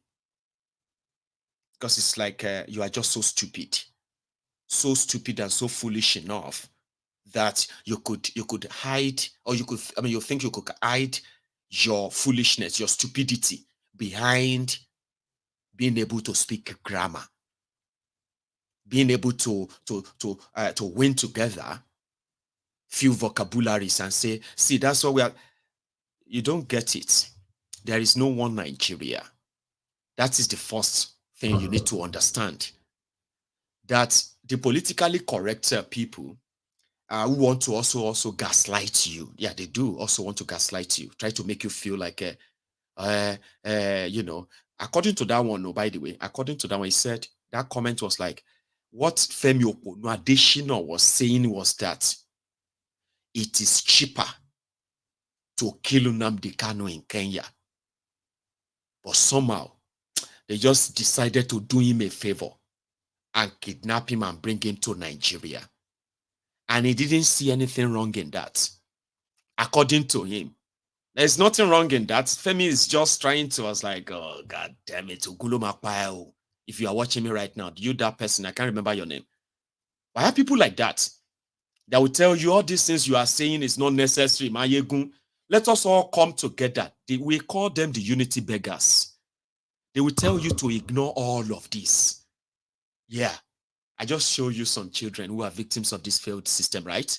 They will tell you, ignore, let us forget all of this and just move on and come together and work for our country so that our country can be great. Nigeria, all of us need to come together. If you ask them to describe coming together, because they are stupid people who can speak English, they will confuse you more. I have them a lot. When you see anybody trying to tell you that your anger, your rage, your disappointments, your total, disconnection with everything that has to do with that contraption called Nigeria and the way you express it. Anybody that is trying to gaslight you with that, don't talk like that. Don't say that about your country. This is not my country. In fact, I have discovered that I've been lied to a lot. And you being a Nigerian as they call you, is that the Nigeria Nigeria of your dream, the Nigeria that you probably feel like, yes, I am from this place. They are making up a Nigeria that is not the one they even lied to us about. Are you not seeing that? So by the time they are done, you will realize that that identity called Nigeria that they gave to all of us was just something to give us. It's like a numbering your eggs. We are absolute nothing to them. We have absolute nothing in common. But it's like you numbering your eggs. You know, when you put eggs in the crates, they all look almost the same, big size, small size, you know, tiny and all of that stuff. Some lighter, some darker in color and all that, right? But you don't care how many of them is darker, how many of them is lighter, how many of them is smaller, or how many of them is bigger. Put everything in the crate and put number on them and say, how many eggs are in that crate? They say 24 eggs. Okay. How many crates do we have there? 1 million. So does that mean that we have 24 million eggs? Yes, we do. 24 million eggs. That's it. Just numbers. Nigerians just exist as numbers, statistics. When you begin to now look into the uniqueness of every nation that they forced together to be called Nigeria today, you are going to agree that they should never have been brought together because they have nothing in common. So when you now started doing your unity begging, or that your weary political correctness, let us all come together with who? With terrorists that will kill children, machete them and all that, kidnap women and all that. You can't come together with people like that except if you are a madman. You know, not only for mad place, they will say this one for Yabana, for where they treat mad people, right? You see some people, they will say this one Iran mad because drug abuse. This one na village people, they do them, they cause them. This one na generational this thing they do them. This one, they knock a plank for his head and his brain kind of a shut down. And since then, he's been mad. He's been talking to imaginary things, right? So you can see a lot of people for different reasons who are mad. Asylum is only inside the asylum that you will see people, mad people, coexist together. Even though there will be skirmishes like maybe they just remove one person's neck, cut them off, stab another person, or do all these horrible things in an asylum, right? And that's what Nigeria is, a contraption, okay? And the reason why those who have taken advantage of Nigeria for years will continue to do so and successfully too is because we have nothing in common, So in a situation whereby everyone is allowed to run their own affairs, Fulani will not go to Enugu, Biafra land, and kidnap anybody. They will not live to demand the ransom. You know that. But because Nigeria allowed them, protects them, and Nigeria will rather kill you that is under the attack of a Fulani terrorist than go after the terrorists themselves. Because how dare you say they are Fulani terrorists? They could have been Igbo. They could have been Yoruba. Why not Igbo? Say, you dey crazy, People kidnap my family. I paid ransom to them. You are telling me that I shouldn't call them Fulani terrorists. I should call them what? Bandits. And then you wanted to try to gaslight me and make me feel like, what if they are not Fulani? What if they are Igbos? What about other this thing? What if they are this thing? Don't let us also always use the ethnic to describe this thing. There are some weirdos that will kind of gaslight you like that. Have you met them? Yeah, there are some weirdos, Olori Brukus, that will try to gaslight you like that. Don't let us. I don't support all this thing. I am not a PC supporter. But one thing is that don't let us always say Fulani. Because everything is not Fulani. There are also Yorubas. There are also Hausa kidnappers. There are kidnappers. Abulori Brukuni ni man. Shenshire ni mani. That is the victim there. The person who paid ransom is giving us his own,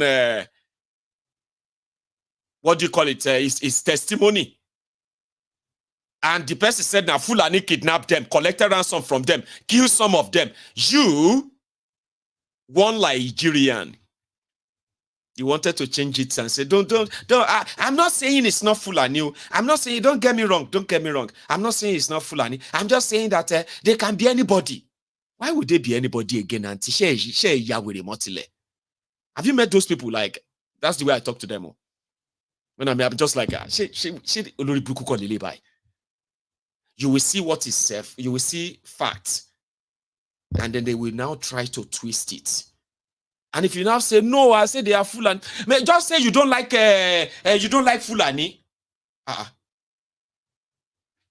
Anyway, it's true. It's true. I know some of you don't like Fulani. Any small thing Fulani, everything Fulani, this or that. I know you don't like Fulani. I was like, how did that kind of escalated right now?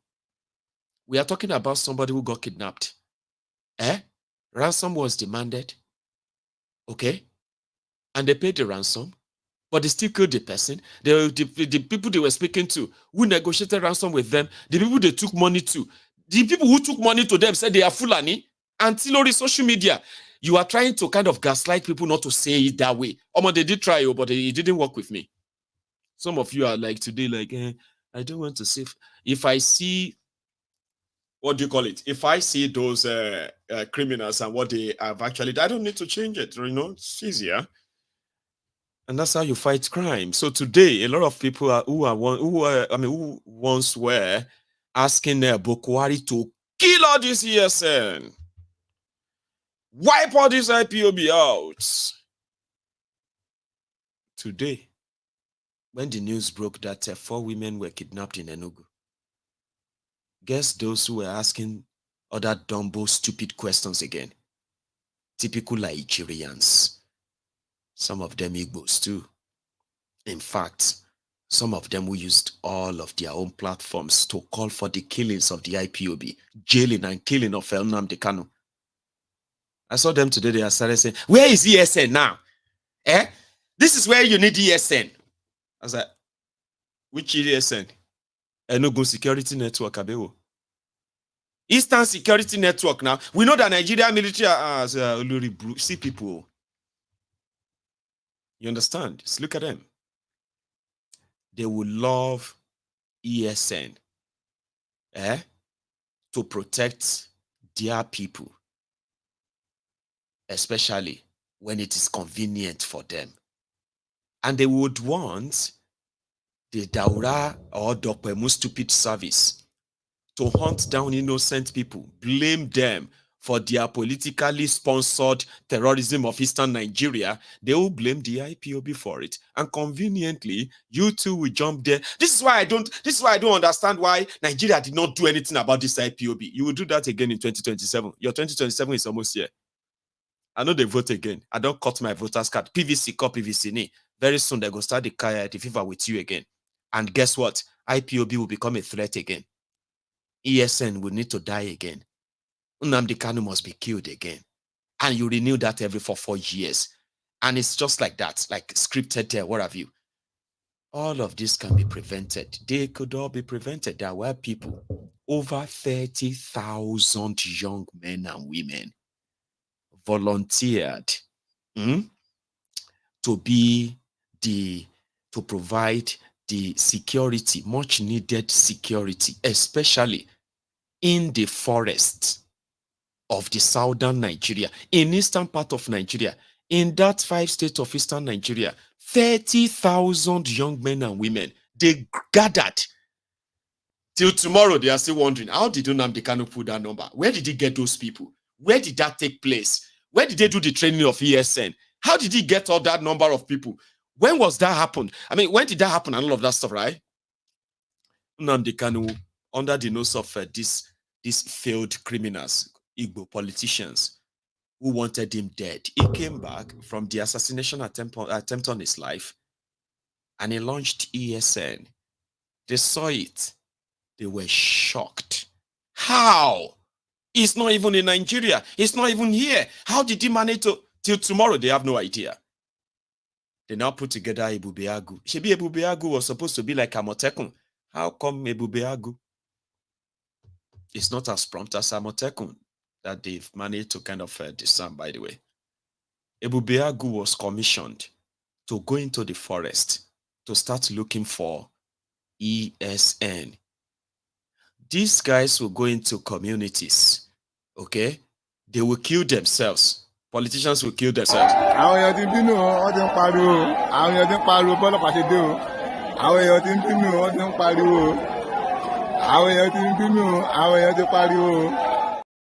about that. That's my screen froze, right? ESN. So these guys will go into the forest looking for any ESN member they can see. Unfortunately, it didn't really end well for them. Then they will organize the assassination of themselves, attacks and killings. You know what I mean? Like some people just say, okay, they will just enter a place and start shooting people. Why would you do that? If you are like protecting them from the Fulani terrorists, why would you go into the town and all that? Because ESN was never to be found in town. These were guys, I wouldn't do that. These were young men and women who volunteered and put their lives on the line and said, we will stay in the forest. The Fulanis who are in our forest will be combed out. If the Nigerian government keeps protecting them, we will sweep them out. And they were after them. Then the propaganda that lasted, how many years? 2 years. And then thousands of people that they have also killed secretly or made missing in eastern Nigeria in order just to share a weekend and get the terrorists in. Is this the life they want to give to the Biafrans? Why they said they shouldn't? Why they wanted Nnamdi Kanu killed, right? 4 women. And I hope, and I pray as well, that they are freed. Ransom for people that are working in a small community. They will start asking them for 5 million, 2 million. Where in that forest were they? So those who are asking for ESN to free them, I'm not going to rule it out, right? Here you get that. I'm not going to rule it out that they probably are going to get involved. But we all watched the system, did everything to weaken them, to criminalize them, and all of that. And at the end of the day, to leave all of us at the mercy of the terrorists to take us. We're just like, they wanted people to sit duck. Stay there until your own turn. They can come and kill you. But I need to protect myself. Are you mad? You can't protect yourself. By law, you just have to wait for them to come and kill you. That's the way I see it. And a lot of people today are like, no, we are not waiting for us to be killed. We don't even want to wait for Nnamdi Kanu anymore. We are going to have to defend ourselves and buy guns. Oh, what a wonderful time to be alive. There will be more that will force a lot of you not only to apologize to Nnamdi Kanu. You are actually going to urge him and many others to lead the battle soon. I promise you. But it's going to be gradual, like little by little. So I picked this up. This is a clergy reminding everybody that you might actually be so angry, sad, or what have you about everything as they are now, but you should never lose the track of the genesis of it. And this might be the beginning, or still the beginning. Christians. What can a Christian do? Are we surprised? When we are being led by people who have been publicly convicted, and party leaders have told them, just join our party and your sins will be forgiven. And they joined the party truly, they are forgiven, made ministers, and we know what they are now. Are we surprised? When people who are supposed to be leading us and making our laws are quoted as having said, what money can't do in Nigeria, more money can do it. And while you are struggling to find money to pay school fees for your children, taxes are increasing, they are seizing your cars, they are making you do roadworthy tests 3 times for every month. They are destroying your houses because they have suddenly discovered they were built on pipelines. 20 years ago, those pipelines were not there.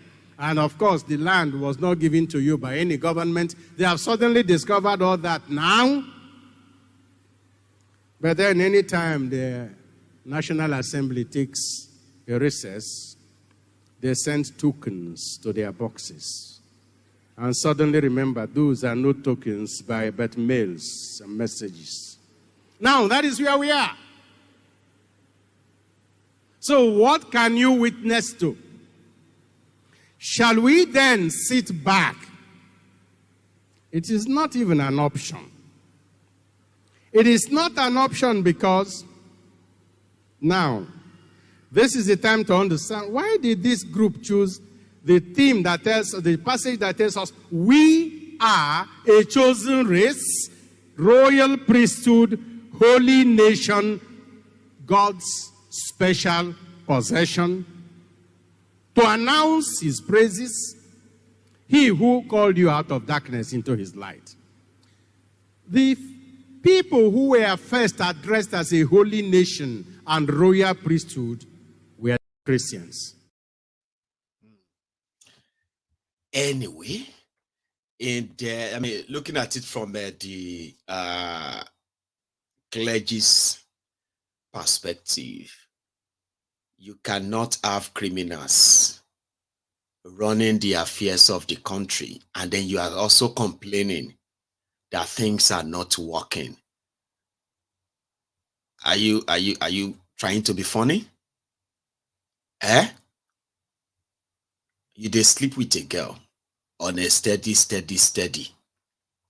She can't call you, say she don't get pregnant. And you started asking, how? What do you mean? But when you they enter, they come out, they enter, they come out. What do you expect to come out from that place? Or my Jeep? Abi? You don't listen to Bele go come out of it. That's exactly what Nigeria is. You have criminals in charge. But you just wanted a country that works. But you keep allowing these criminals to continue to run things, and they continue to run things in their own interest. And here we are. You want a country that works. We are criminals. Woo unto you, whose leaders are children, is in the Bible. Now Bible talk am. It's like some of you are hearing that for the first time. Woo unto ye, unto thee, whose leaders are children. When you have your leaders who are talking like blah blah blah blah blah blah blah blah. Who unto you? If your leaders are wearing pampers, children wear pampers, you know that. Who unto you? You cannot elect Anini Oyenusi, and they've been expecting a country to look like New Zealand, Australia, be Austria. Could possible Somalia will be nicer and better when these guys are done. Just so you know.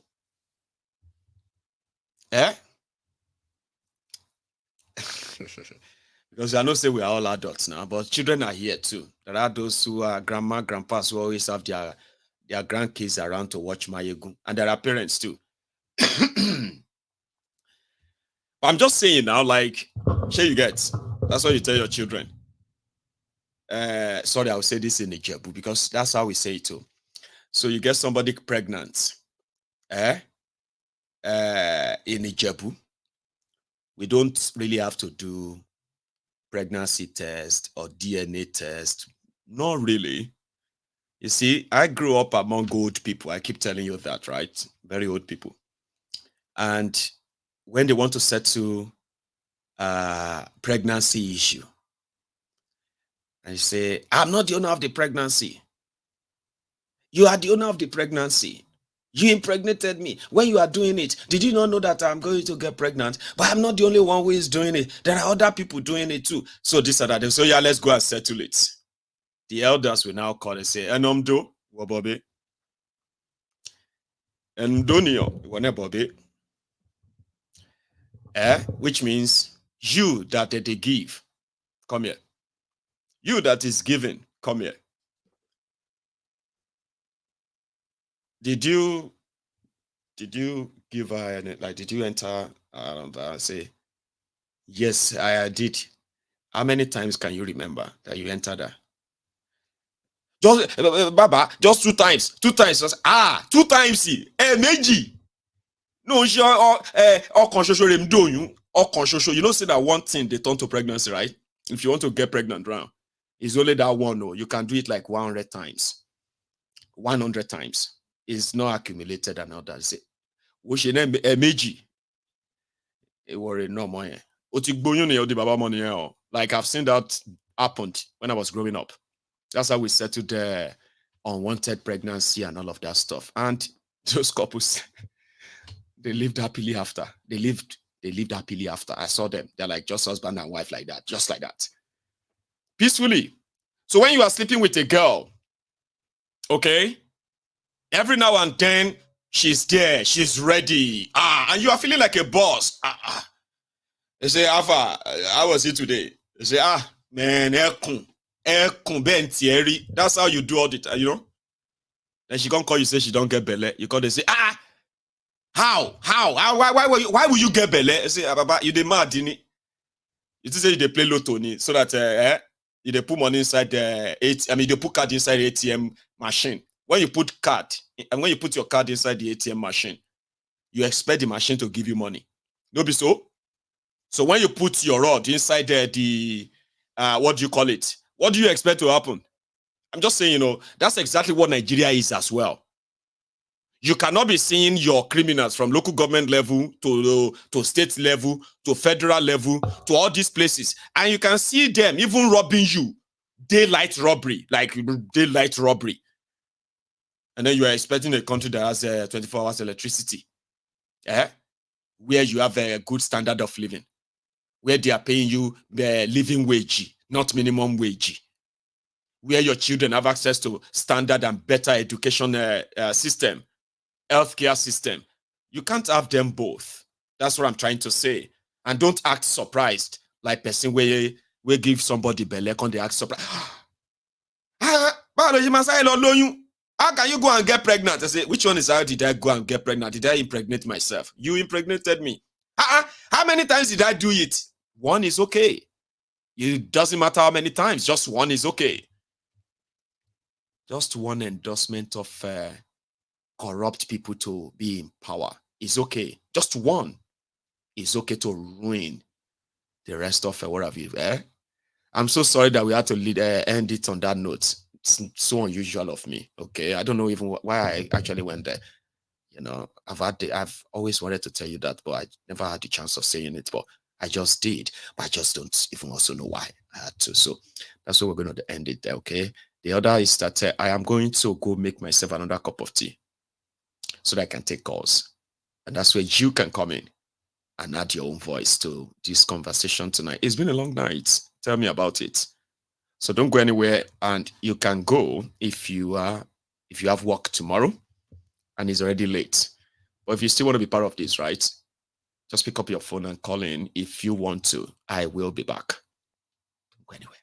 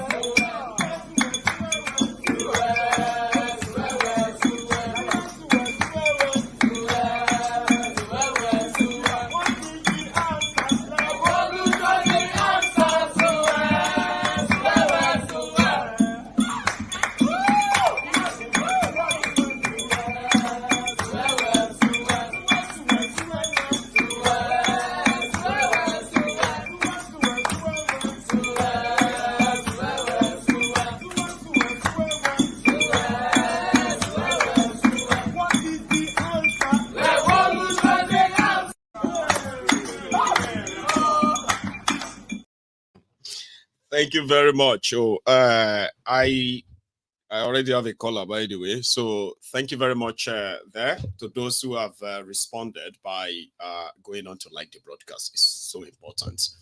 And then my caller, I don't know if he's still there. Are you still there? Yeah, good evening, Maegu. Oh, good evening, ma. How are you? I'm good, and yourself? I'm very well, oh. Thanks for asking. Please, ma'am. Yeah, Mrs. Adeola here. Mrs. Adeolu, please, ma'am. Adeola from Dublin. So sorry. Yes. Please, go ahead, ma'am. How was your day? How's your day? Same old. You know, I always send it every evening, and then you know, can't complain. Thanks so much for asking again.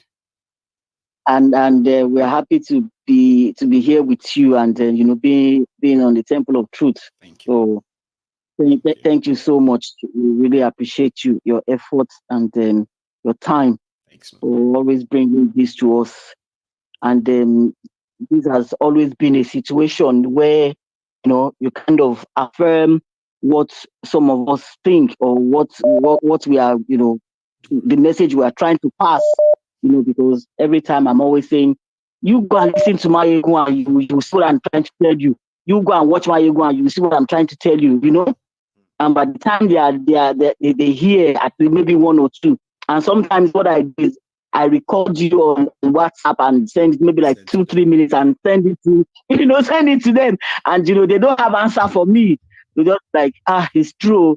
Oh yes, it's true. Have I not been saying it? Have I not been saying? You know, I don't, you know, kind of know when or try to understand when the Nigerians will come to terms with reality, you know, because now they are seeing bad, and the worst is yet to come. It is yet to come.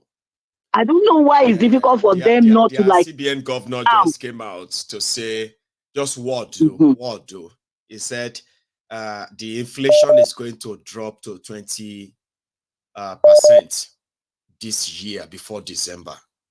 Also, petroleum price is going to fall by December because more refineries are working in Nigeria. He said it on TV, ma. There is no refinery working in Nigeria right now producing anything. None. Other than they promised that, Port Harcourt refinery will be working before the middle of the year to start refining. Dangote refinery that they said, it started production, it started this, it started that.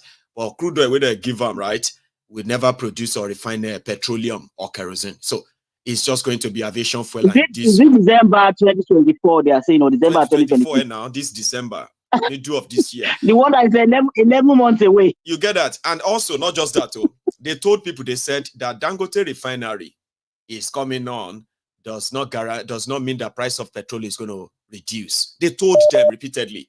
But Central Bank governor on TV, I'll show the video when we drop this call, right? He said inflation is going to drop. What do you call it? Price of petrol is going to drop. All of this speculation from the CBN governor that told people that by December 2023, last year, they said the dollar to naira to dollar is going to fall to 640 naira to $1. Do you know what it is today, ma? 1,403 naira to $1. That same guy is telling Nigerians now that inflation will fall by December. Price of petrol will fall by December. And they actually want people like me to believe him. Mrs. Adeola. Can you imagine? These are the problems, though. These are the real problems. Asking questions, though, and say, what you just said now, could you give us some numbers to back it up? When they now give, right, and you realize that they are not like match, they don't make any sense. When you now ask them that, but this thing don't make sense now. You are just an enemy, Jare. They are working on it. They said they are working on it, but they are not working on it. How do you know, Mayegun? I said they are not. Then they'll be like, you are just enemy hating. Now, when everything comes Pafuka, that's all lies come back to be lies. You see, those who are telling me to give them time, they usually run away. I don't see them again. Or them coming back to say, you know what I mean? Like, come back and say, Mayegun, I'm so sorry for doubting you. Mayegun, I'm so sorry for doubting you this year. You know what I mean? They don't. They just look for another reason to defend them. Mayegun, the last time I called, I said there's nothing Nnamdi Kanu has said or has preached that has not come to pass. Look at the issue today now. Look at it today. He said it then that Somalia will be better than Nigeria if you guys don't take care. We know that. Is it not coming to pass? He said it. And 7-8 years ago, he said Tinubu is the next president. That after that time, you people, you will see paper and you think it's money. If you go and I've been watching I've been listening to him since 2014. Up to the time they arrested him or whatever. And everything, they kidnapped him. Everything that he has said, none that has not come to pass. 2 of my sisters, these are people close to me now. 2 of my sisters, one said, there's no way they can divide Nigeria. It has been like that since. I said, okay, no wala. Give it time. Few days ago, she was saying they should just divide that country. I did as if I didn't hear what she said. I pretended. You're right. I said, what did you say? That country, enough is enough. They should just divide it. I just smiled. I said, okay, auntie, it is good now. Because I went into my room, I was laughing. I didn't want to argue with her. Like, are you sure? The other one said, until war breaks out, that's when they will realize the kind of war they are going through. These people, they will not hear. They will start facing themselves now. That one too, I pretended as if I didn't hear what she said. I said, what did you say? Say it again. He said, it's war. This is they are calling war on themselves. These people, they can kill me if I mention them. They can break my neck. You see, you have come with this your Igbo man again. You have come with this Igbo guy again. Today, I said, okay, are we not getting there? We are getting there. Are we not getting there? You remember when I said that a lot of people don't know that it is Nigeria that will force all of us to demand for the breakup of Nigeria, including those of you who are shouting Nigeria today. But just give it time. Nigeria will push you to that precipice. We are getting there, man. To that place. Thank you so much. Let me take and I will all be alive to witness it. We will be alive to witness It's happening faster than we will be alive to witness it by the grace of God. Amen. We will be alive to witness it. God bless you. Amen. Thank you so much. Yes, really appreciate you. Well done, my brother. My regards to the children, yeah? Yes, ma'am. Mind yourself. And I'll still do my own donation. I'll still do it. So don't worry. God bless you again. All right, my yes, thank you. So that's Mrs. Adeola there. And going forward, I actually have another caller, but I think I will take it before I say what I wanted to say. Wow. Hello there. Hello, me. Hello. Oh, hello, ma. Hello. Hello, sorry, my. Hi, ma'am. Well, I don't know. Is that silly, thank you so much. No, this is not silly. It is not. I was kind of waiting for that, to that part. But do you mind telling us your name? Is that all right? You know my name, Say it, please. My goodness. I think I've never mentioned my name, but I think you always recognize my voice. So you don't always know that. Yes. Yes. Okay. Simple Omolara, that's my name, Omolara. I think I get it now. You see, I'm so sorry, right? Yeah. I just kind of have this, I have this fetishness. And this is the first time you asked me of my name anyway. And I'm glad you reminded me, and now I'm going to keep it. So, my lady, our lady Omolara, thank you so much. Okay. All right then. Yes, ma'am, please. Yeah, well done. Thank you so much. God bless you. Right. Please, people, if you are not but don't mind, please, can you keep the like button? Please. Please. I think that's the first thing we're supposed to be doing once you get on the program. So please, press the like button. Okay. Yeah. Mr. Amboyegu. Yes, ma'am. I want to pass message to all these people that they always say something like, "Oh, people are not commending them. People are not appreciating their job. People are not." Do they really know reason why they are there?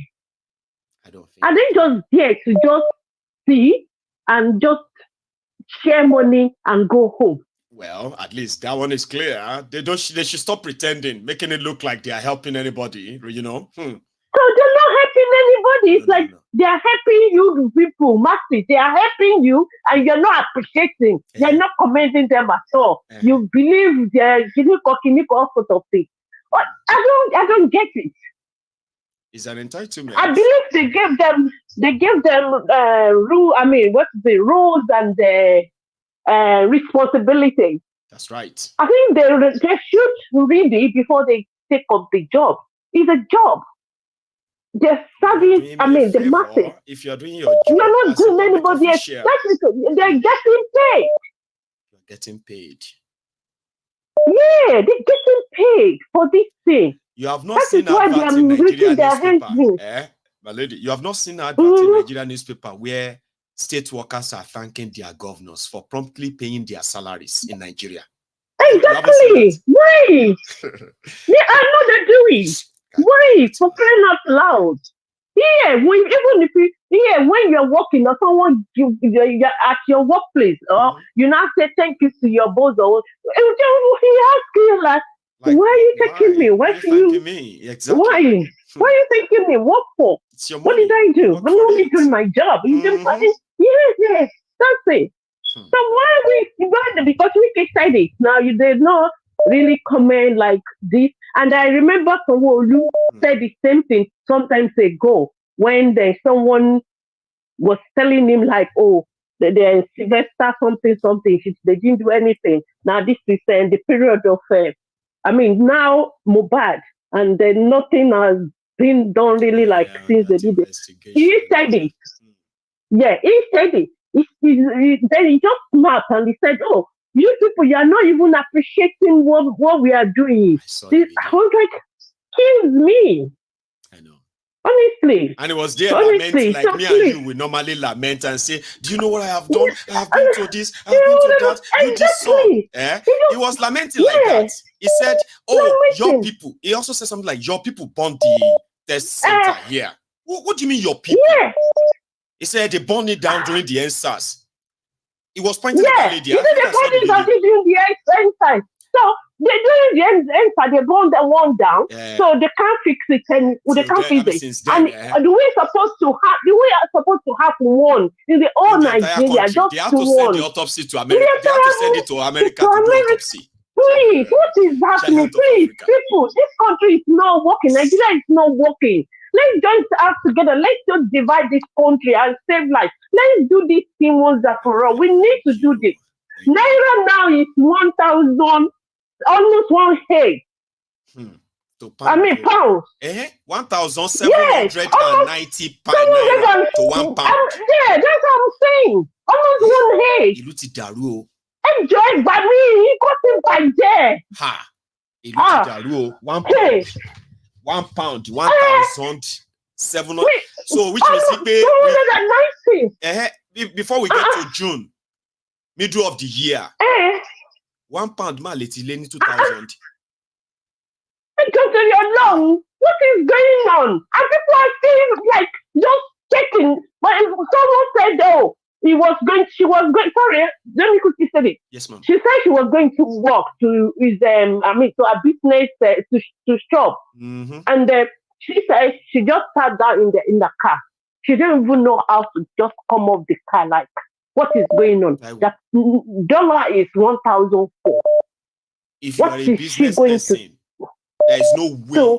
There is no way you are not going to be nursing high blood pressure as we speak right now in Nigeria at that exchange rate. If you're a business person, but if you are not, honestly, you may not me already gave up. You know me before. You know me before that I don't believe in one Nigeria.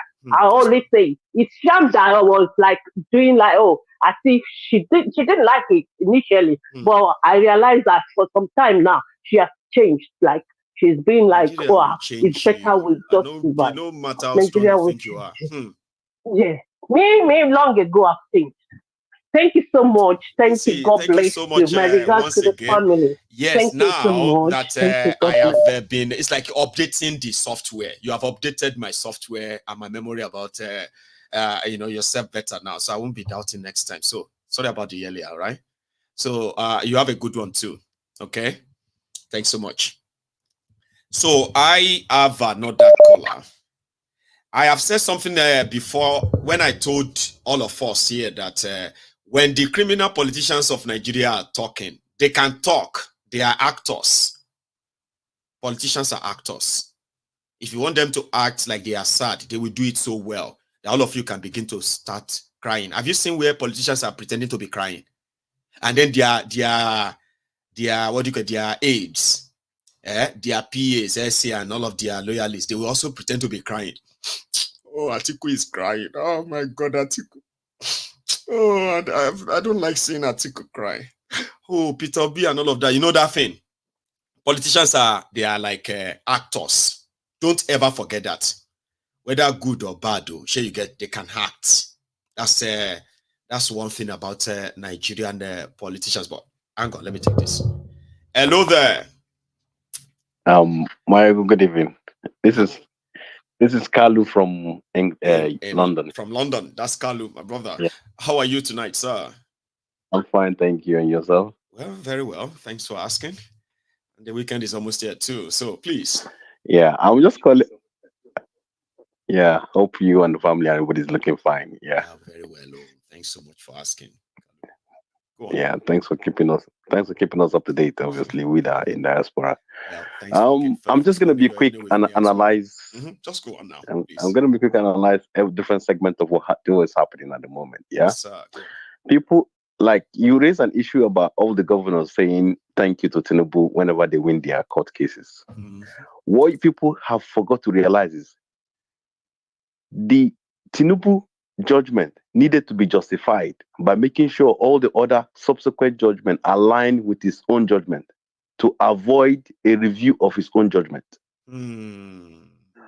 Otherwise, if Tinubu judgment was clear and clean, the Port Harcourt judgment would have been reversed. That's right. So if you notice all the elections where there was any irregularities, I'm sitting on a keg of powder. The people that are supposed to fight me, I will make sure they're also sitting on a keg of powder, which are the governors. So all the governors have something. Tinubu has everything on most of them. All of them are went to Supreme Court. That's right. That is why they're all thanking him, because they know that his judgment made their own to steal. That is one. Secondly, by making sure Fubara win that court case. Supreme case, now he's going to deal with Wike. Wike had won over Tinubu for that Port Harcourt madness he did during the election. He was only supposed to deliver 25%. That's right. But he went mad and did more than he should do. That's right. Now Tinubu has time to deal with him now because he has a replacement for him, which has been certified by Supreme Court. Some said that it's the divide and rule. He's introducing to them there, and I kind of like to agree with that. Go on. That is one side. Then second, another thing people are not actually taking into cognizance is the fact that America came to Nigeria. The last time America sent an envoy to Nigeria was a night before Jonathan election. No subsequent American diplomat came to Nigeria. They came to Nigeria to check on their intel they have on their man, who is now a president. And the intel was being kept for them in Lagos, which they went to confirm that that place is actually where our intel is going to be kept. That is that facility they want to check. There's not what investment is America coming to do in Nigeria when all the American companies are running away. So it's just to keep their intel, their intelligence unit there to make sure that they monitor what is happening within the country. If at any point they need to get something done, they are going to get what they want and move away because quickly. They have compromise on the president of Nigeria, which means that they can get away with whatever they want in Nigeria. And we will never know all this until these people are kicked out. Then later you'll be hearing all the compromise and what America took advantage of on Nigeria. No be so? Yes. Tell me, which other country would America set up an intelligence unit in Lagos instead of the headquarters in Abuja? In Abuja. Because they needed it to be where they have control over. And that's why he's moving some of the things back to Lagos. Because when I started thinking about it, I was like, okay, these guys are on lease. They are managing the lease for them. But they are realizing what everybody's realizing. It's getting to a point where many people are beginning to think, you know what? Do I really want to be called a Nigerian? Or do I just want to be called my own name so I can go in my own peace? And that is what is going to happen now, because by the time Naira get to 1,000, or no, sorry, 2,000 to the dollar, and people start carrying wheelbarrow to go and buy bread, like you've been telling them 5 or 6 years ago that they're going to use wheelbarrow to buy bread, like they do in Zimbabwe, and they do in one other Latin American country. People will now realize that, okay, what do you call that one again? This thing, trade by barter is better than currency. And by then, you begin to get that resource control that they've been trying to avoid. Because trade by barter meaning you have control over your own resources. That's right. So Venezuela loading. Some said that Venezuela would just be like United Venezuela States. loading. If Nigeria get to the stage of Venezuela, they said Somalia, even Somalia will be better. That's what Nnamdi Kanu said, and that's kind of more like prophecy, kind of, right? If Nigeria turned to Somalia, people they carry wheelbarrow to buy stuff. Can we use wheelbarrow to carry money to buy stuff like Zimbabwe? Or more. I don't want to imagine it too. But we are headed there now, Abi. Yeah, but what you're gonna find out is by America coming to set up that place they're setting up, they're gonna inform Kolu to start using the dollar. That creates additional demand for the dollar. That's another one. When your currency becomes so worthless. Thank you. Instead of you going for a new currency, they will tell you use the dollar. We will give you reserve in dollar. That means you strengthen the dollar in the international market by making it looking stronger. For a country like Nigeria to start using dollar, that's a big, huge boost for dollar in that region. Remember the threat of China, of the black population. So America will be using one stone to kill two birds in Nigeria then? Thank you.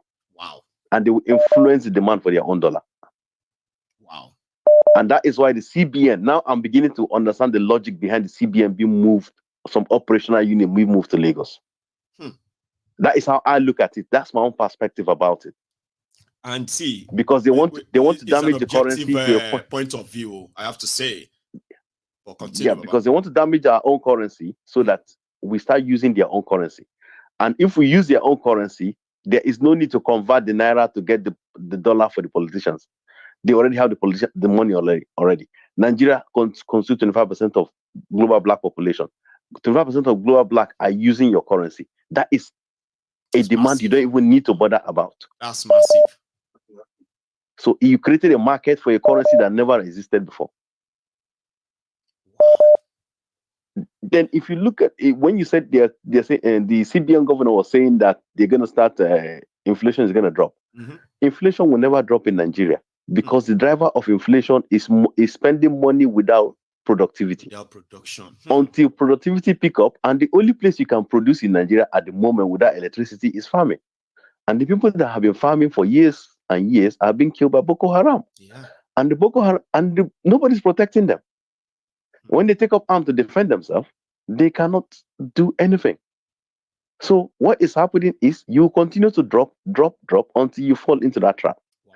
The northern elites have been having several meetings over and over since Kolu became president, they are all thinking, like I called last time to say, they thought Kolu was gonna die within the first 6 months. Now he's not dying. He's becoming even more fitter.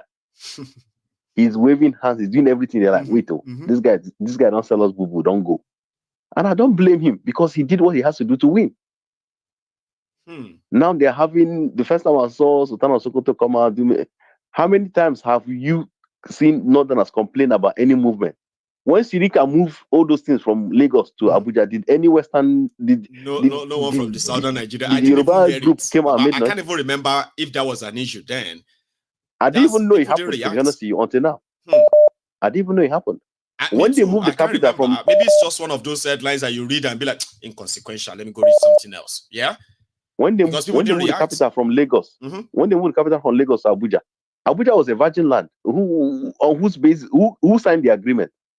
On what constitution did they sign an agreement to move to Abuja? It's a military decree. It was. And that is what they've been using since. Okay, NDA is in Kaduna, and people have been killed in Plateau. Plateau is less than the distance from Plateau is less than Lagos to Ondo. And you're telling people have been killed there. No police, not Air Force bases all over there. They can't even from Abuja to that place is quicker than from Abuja to Lagos. Yeah, now 1 hour 20 So minutes. why can't they send? Thank you. They couldn't even send any fighter jet to go and check. Even drone. Let's say okay, no send fighter jet, send drone. They didn't send anything. Then you expect people to just lie down and take it.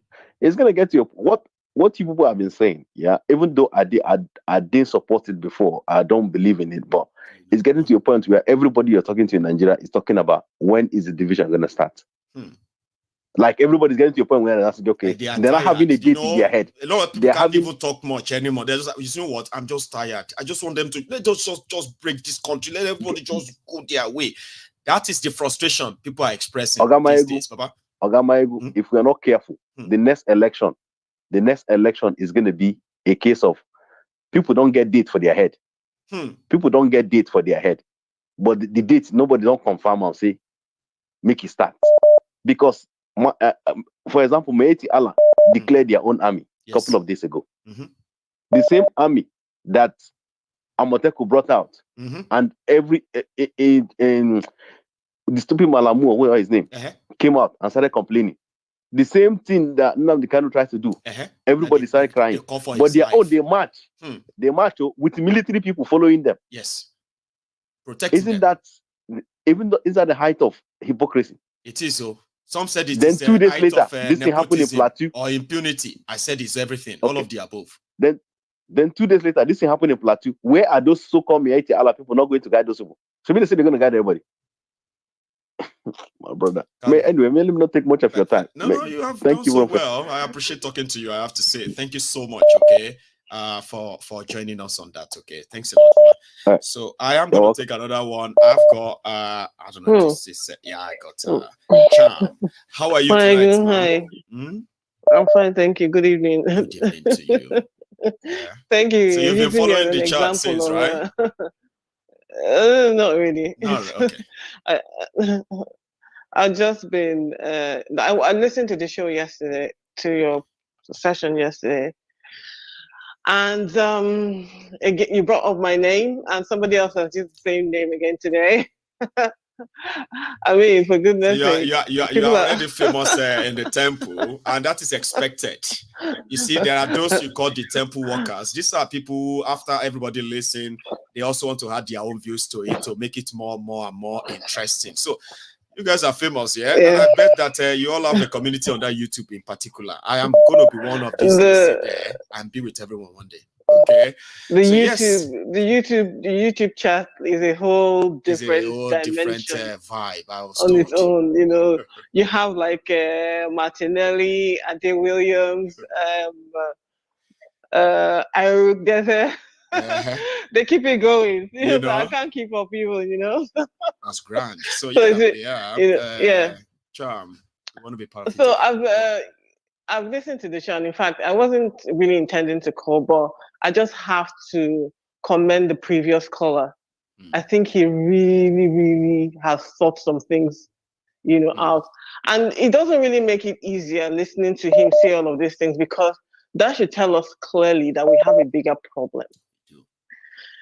The problem that we have is not solely the people in Nigeria. We also have external forces who I think we've established would like the status quo, things to remain the way they are because it suits a different agenda for them, which is the strengthening of their own currency, the strengthening of their own economy. This is what I'm saying to you when I say to you that, you know, us being in all these other countries is not a win. It's actually a loss, because you're losing, how will I put it? You're losing your intellectuals. You're losing, you know, even family connections, brain drain, you know, family breakdown. Because okay, I have my kids here, right? But they don't have, in as much as, you know, you can video call your cousins and everything, but you don't have that close connection with them like the way I had with my cousins growing up, you know. So they don't have, so they lean. Let me put it this way: we are raising Nigerians made in Britain, made in America, made in wherever, you know, part of the continent you are in. You're not raising, and I don't want to use Nigeria, we're not raising a Yoruba man raised in Yoruba land with those influences that are unique to Yoruba people, with those things that you say he needs to learn from the environment, the people, the interaction, the way we laugh, the way we live, the way we love, the way we challenge each other. So that's not there, because you're doing it a different way outside of that. So they have their own challenges. So sometimes when I'm even trying to be hard on these kids, I have to remember that, sometimes I say that they don't have the same fire that we have when living in Nigeria. There's that burn, that desire to do more, right? It's not there. Well, we have to. That community bonding, family bonding, things that actually make, make a community. They say it takes a whole community to raise a child. Exactly, as to Africans, raise it. That's who we are. But these days, yeah, that's who we are. To those of us who are now making our children and families from outside that space. So it's different, I know. Exactly. So those are all the negatives that come from actually raising our kids. And it wouldn't have even been so worse, Charm, for those who are listening to us, if this issue of insecurity, mismanagement, and all of these things that have contributed, hugely negatively to our people. We are here. We can't take our families home because we have to think twice. And if you take them home, they can't even explore home where we call home. You get that? Exactly. And like if I want to take them, I'll probably take them to Lagos. But Lagos is not exactly where I want to take them. I want to take them to my village. Yes. To go and see their grandma, to go and see their cousins, extended cousins, and things like that. But they don't have that. So those are the things that when we leave our country, when we leave our regions and everything, those are the things that we're losing. Intellectuals, we're losing kids. We're donating to this country, Now, like generations of Africans are being raised not in an African way. I mean, we still have to give kudos to all of us African parents in the diaspora doing our things, improvising, based on the resources available to us, right? But we would have done so well if these children, this generation of Yorubas, Igbos, and then others like that from everywhere. If this generation of children have that mix up that a lot of us experience, like you said, right? Where they are able a lot of us experience, and let's say and let's say that they had like an enabling environment. Yeah. What you want is for those regions, Yoruba region, Biafra, all the Middle Belt and everything, to be an enabling, to be an option for them. Like, okay, if I'm not thriving here, I can go back to where my ancestors are from and thrive there. But we don't have that option, and that's part of the problem. And listening to the previous caller, what I can see is, like I said, is we have a bigger problem. We have external entities who are benefiting from, like you said, the current situation. They're using it to strengthen their economies. They're using it to strengthen their currency. All of those things are benefits to them. We don't seem to matter. And what is bankable for them is the fact that we will betray each other. They have people, like you said, they have compromise on. That is what they can take to the bank, that there are people who they can rely on who will disenfranchise their own people for their own benefits. Has it ever, because I was talking to my sister yesterday, and I said to her, does it make any sense if I keep coming to you and asking you for money and you keep giving it to me when you don't even see what I'm doing with the money? And you know fully well that it's either I'm stealing it or, I'm mismanaging it, but you're not holding me accountable. Anyway. You're giving it to me. Now let's think about money laundering, right? Where exactly is all of these monies that they're giving to countries like Nigeria coming from? Especially countries like Nigeria, where we know that corruption is rife, right? Where exactly is all this money coming from?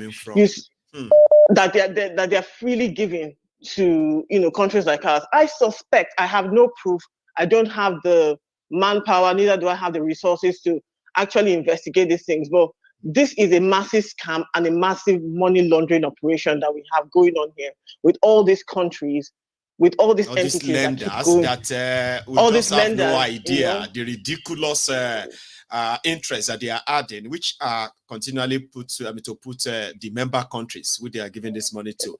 Exactly,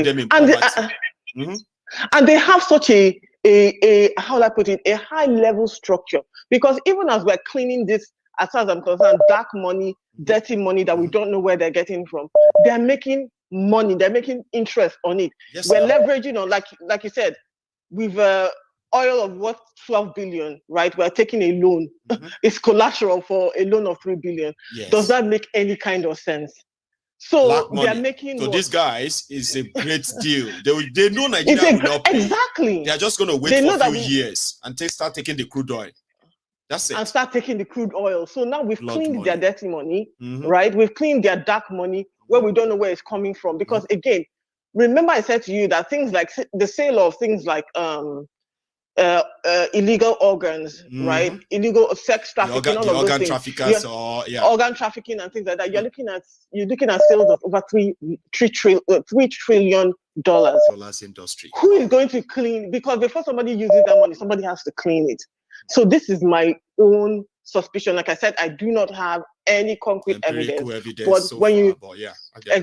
But when you think logically about where exactly is this money, who would do it? I wouldn't do it. If you came to me and asked me for money once, twice, 3 times, 4 times, at some point I'm going to say, you know what? I'm sorry, I can't be giving you money because I don't know what you're doing with it. Especially if I'm actually loaning it to you and I can't see what you're doing with it, and I also see that you have no capacity to pay it back. If there's nothing sinister here, why do they keep giving Nigeria money? Exactly. Why do they keep giving Nigeria money? Your suspicion is valid, okay? And a lot of people probably think so too.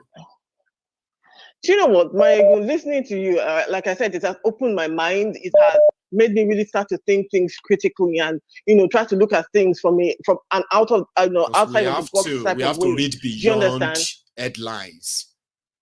You know that. But I don't know how we're going. Yes, we have to do that, but it also poses a big problem. As in how we all agree, and I think across the board we all agree that the country needs to be broken apart, just so that you can even break this stranglehold that the external entities actually have on the country, right? And then, like I think Sekou, we need more than 2 revolutions. I beg, because North, exactly. So what happened is that when things get go on. The first one is to break the current situation. Revolution number 1.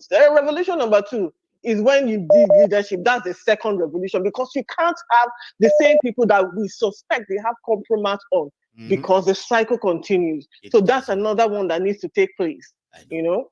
But just for the sake of our listeners, I think you've asked these similar questions many times, and I'm going to believe that this what you just asked tonight as well, like it's like rhetorical question, kind of like saying, how do we get out of this?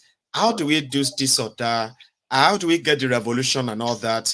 It's not because you have no direct answer to, but I am going to say this quickly, Charm, right? Yes. We all said the revolution we need will be 2 revolutions in the north and maybe another 2 in the south. But we also agreed that we need the revolution of the mind. And a lot of people have confirmed on this platform that this platform has impacted. You also just confirmed that too. Like it has impacted your sort of a line of reasoning when you are dealing with the issue of Nigeria now.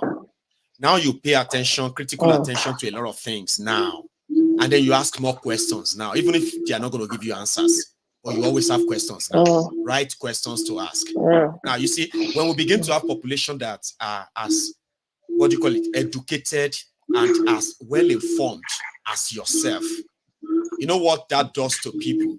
It gives you this different courage, because you are armed with information that except somebody has an answer for them, they dare not stand in front of you and tell you to shut up.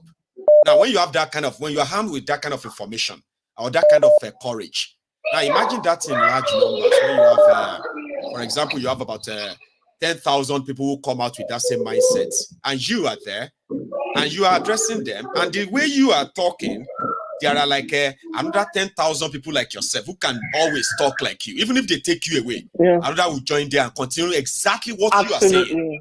Now we need that population. We need that citizens, educated, informed citizens, right? Then once we have that number, Charm. Yeah, your platform needs to go. I am so confident. The table will turn. People will not know the truth.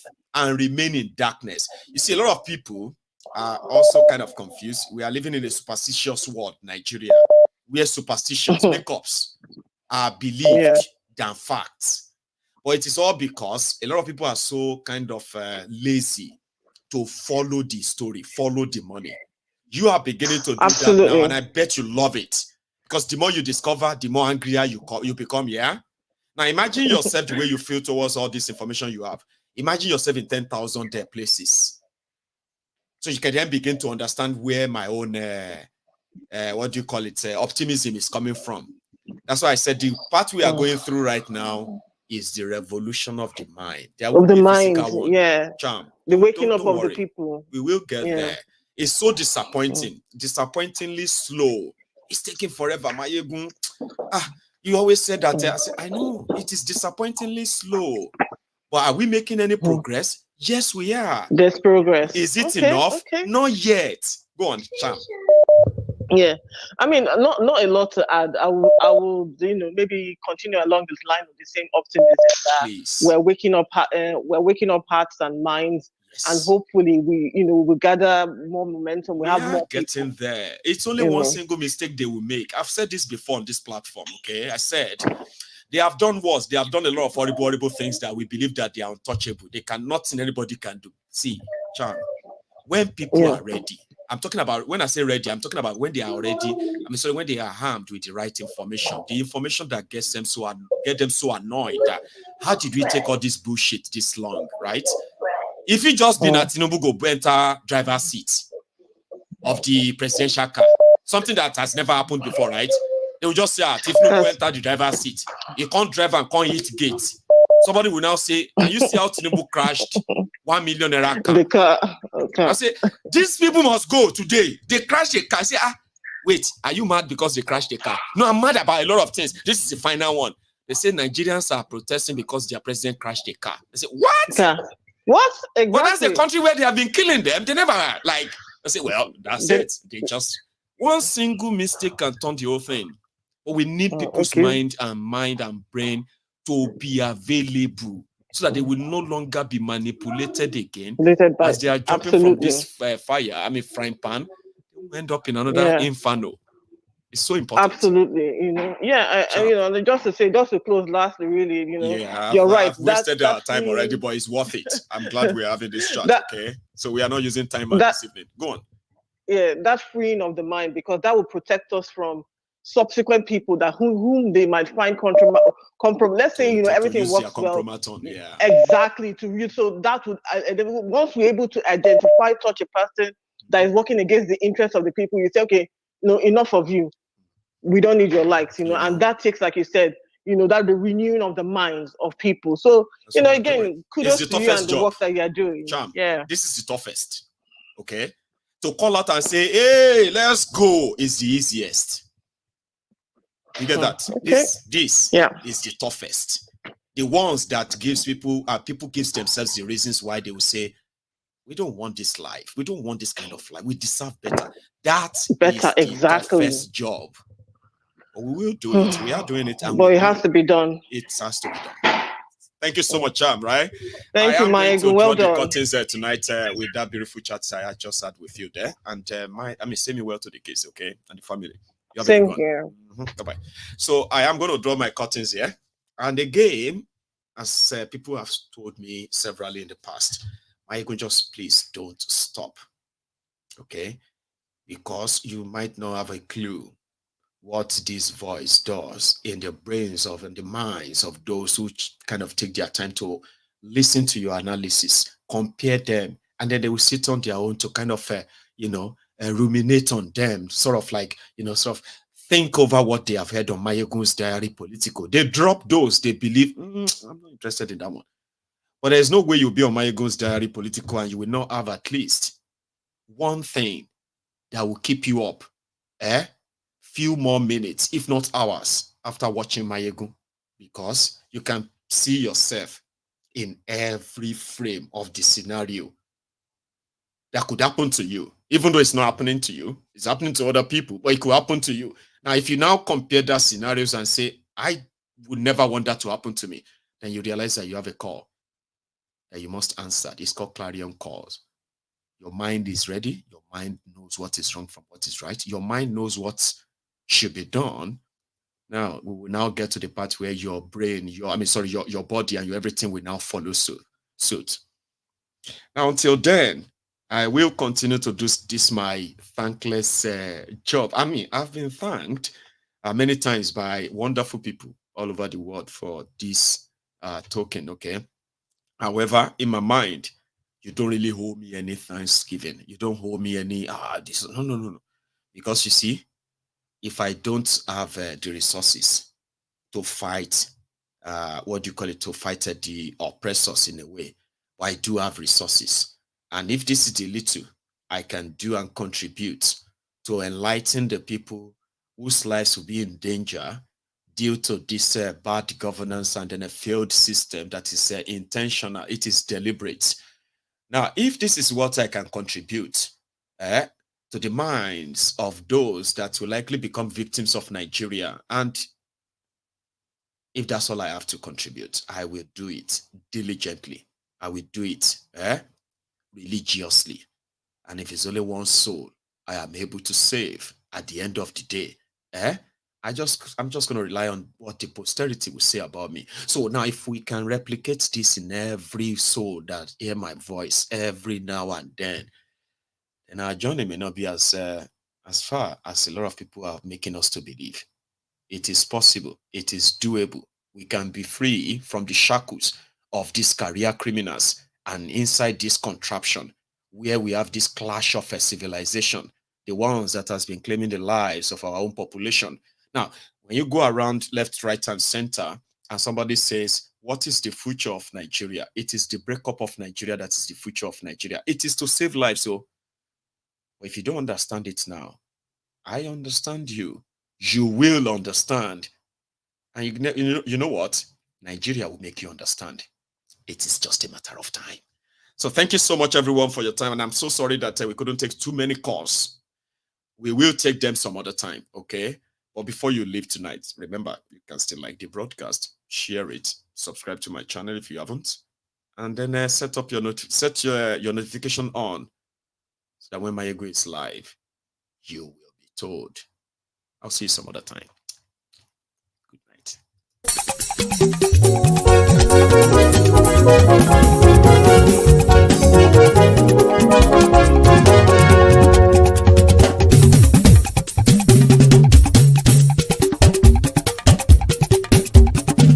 Mayegun làwa mọ̀ làmọ̀ tó dòdòdò. Mayegun dayari Mayegun number one. Mayegun làwa mọ̀ làmọ̀ tó dòdòdò. Mayegun dayari Mayegun number one. Mayegun ti dé o ọ̀rẹ́ ara yìí. Mayegun dayari Mayegun number one. Lórí Facebook, lórí YouTube. Mayegun dayari Mayegun number one. Gbogbo bó ṣe ń lọ ni Mayegun já wa sí. Mayegun dayari Mayegun number one. Àṣírí ọ̀jẹ̀lú kì í bò níbẹ̀ o. Mayegun dayari Mayegun number one. Bó bá ṣe eré àní Mayegun máa wí. Mayegun dayari Mayegun number one. Ó sì tún ṣe eré wàá gbọ́ níbẹ̀ o. Mayegun dayari Mayegun number one. Mayegun dayari Political. Mayegun dayari Mayegun number one. Godfatherism kò sí lọ́rọ̀ Mayegun. Mayegun dayari Mayegun number one. Ẹ farabalẹ̀ sẹ́ o kẹgọ́rọ̀ lẹ́nu o. Mayegun dayari Mayegun number one. Àní Mayegun làwa mọ̀ tó dòdòdò.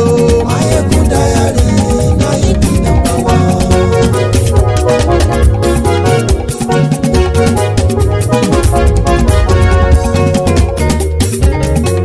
Àní ẹ̀sùn rákì.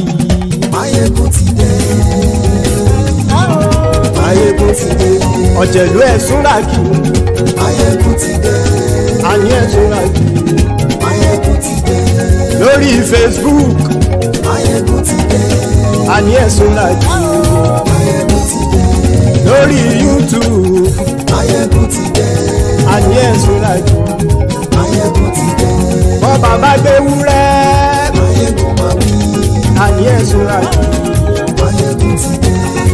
joyè gbádìyẹ.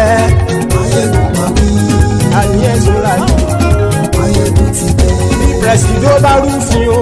Máyégún máa wí. Àníyàn sọ́ra yìí. Máyégún ti dé. Bí gómìnà gbówó jẹ. Máyégún máa wí. Àníyàn sọ́ra yìí. Máyégún ti dé. Ọlọ́pàá ti ń darí bá. Máyégún máa wí.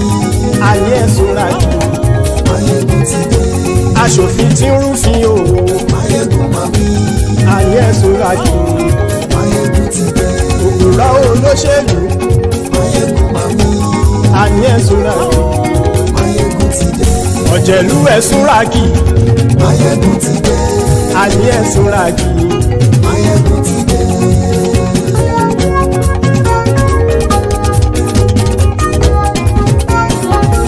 Máyégún ti dé. Gbogbo ọ̀jẹ̀lú ẹ̀sùn ràgì. Máyégún ti dé. Gbogbo ọ̀jẹ̀lú ẹ̀sùn ràgì. Ṣùgbọ́n ní bá ti ṣe èyí tó yẹ kí wọ́n ṣe, ọmọ bá dèrò ní fi wọ́n níran o. Máyégún ti dé. Gbogbo ọ̀jẹ̀lú ẹ̀sùn ràgì. Máyégún ti dé. Gbogbo ọ̀jẹ̀lú ẹ̀sùn ràgì. Ṣùgbọ́n ní bá ti ṣe yìí tó yẹ kí wọ́n ṣe, ọmọ bá dẹ́rọ̀ ò ní fi wọ́n níran. Wọ́n fowó bẹ́ẹ̀ o, Máyégún ó sọ pé wọ́n ò bẹ́ẹ̀. Wọ́n fowó bẹ́ẹ̀, Máyégún ó sọ pé wọ́n ò bẹ́ẹ̀. Oníkanṣá ti ṣe yìí tó yẹ kí wọ́n ṣe, fáwọn ará ìlú tó gbé wọn débẹ̀ o. Máyégún ti dé. Gbogbo ọ̀jẹ̀lú ẹ̀sùn ràgì. Máyégún ti dé. Gbogbo ọ̀jẹ̀lú ẹ̀sùn ràgì. Ṣùgbọ́n ní bá ti ṣe yìí tó yẹ kí wọ́n ṣe, ọmọ bá dẹ́rọ̀ ò ní fi wọ́n níran.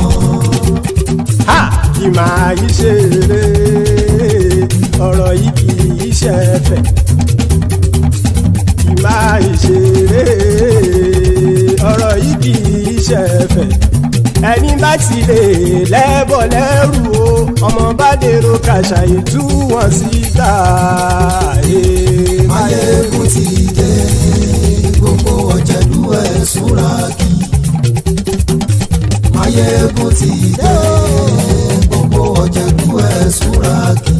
Ṣùgbọ́n ní bá ti ṣe yìí tó yẹ kí wọ́n ṣe, ọmọ bá dẹ́rọ̀ ò ní fi wọ́n níran. Tẹnitẹni ọmọ Máyégún ọ̀rẹ́ ara ìlú mọ̀mọ́ ni mo fọlọ́hún ṣọ́ ẹ̀ bá kìlẹ́bù. Lóòótọ́ olódodo ìlú ọ̀tá ìlú mọ̀mọ́ ni ìwọ ṣá máa ń ṣọ́ra kò sì mọ́ bẹ̀rù. Bọ́tà ń lè rí bóníṣègùn lé káwọn mọ̀mọ́ fi ṣera wọn ni ó ti dẹrùn tí wọn ò gbọ́dọ̀ sì mọ́ bẹ̀. Èèpo ọ̀bọ̀lọmọ bá dérò tàjẹ́ ò gbọ́dọ̀ jẹ́, ó ti dọba lórí abínú ẹni kò sì mọ́ fòyà.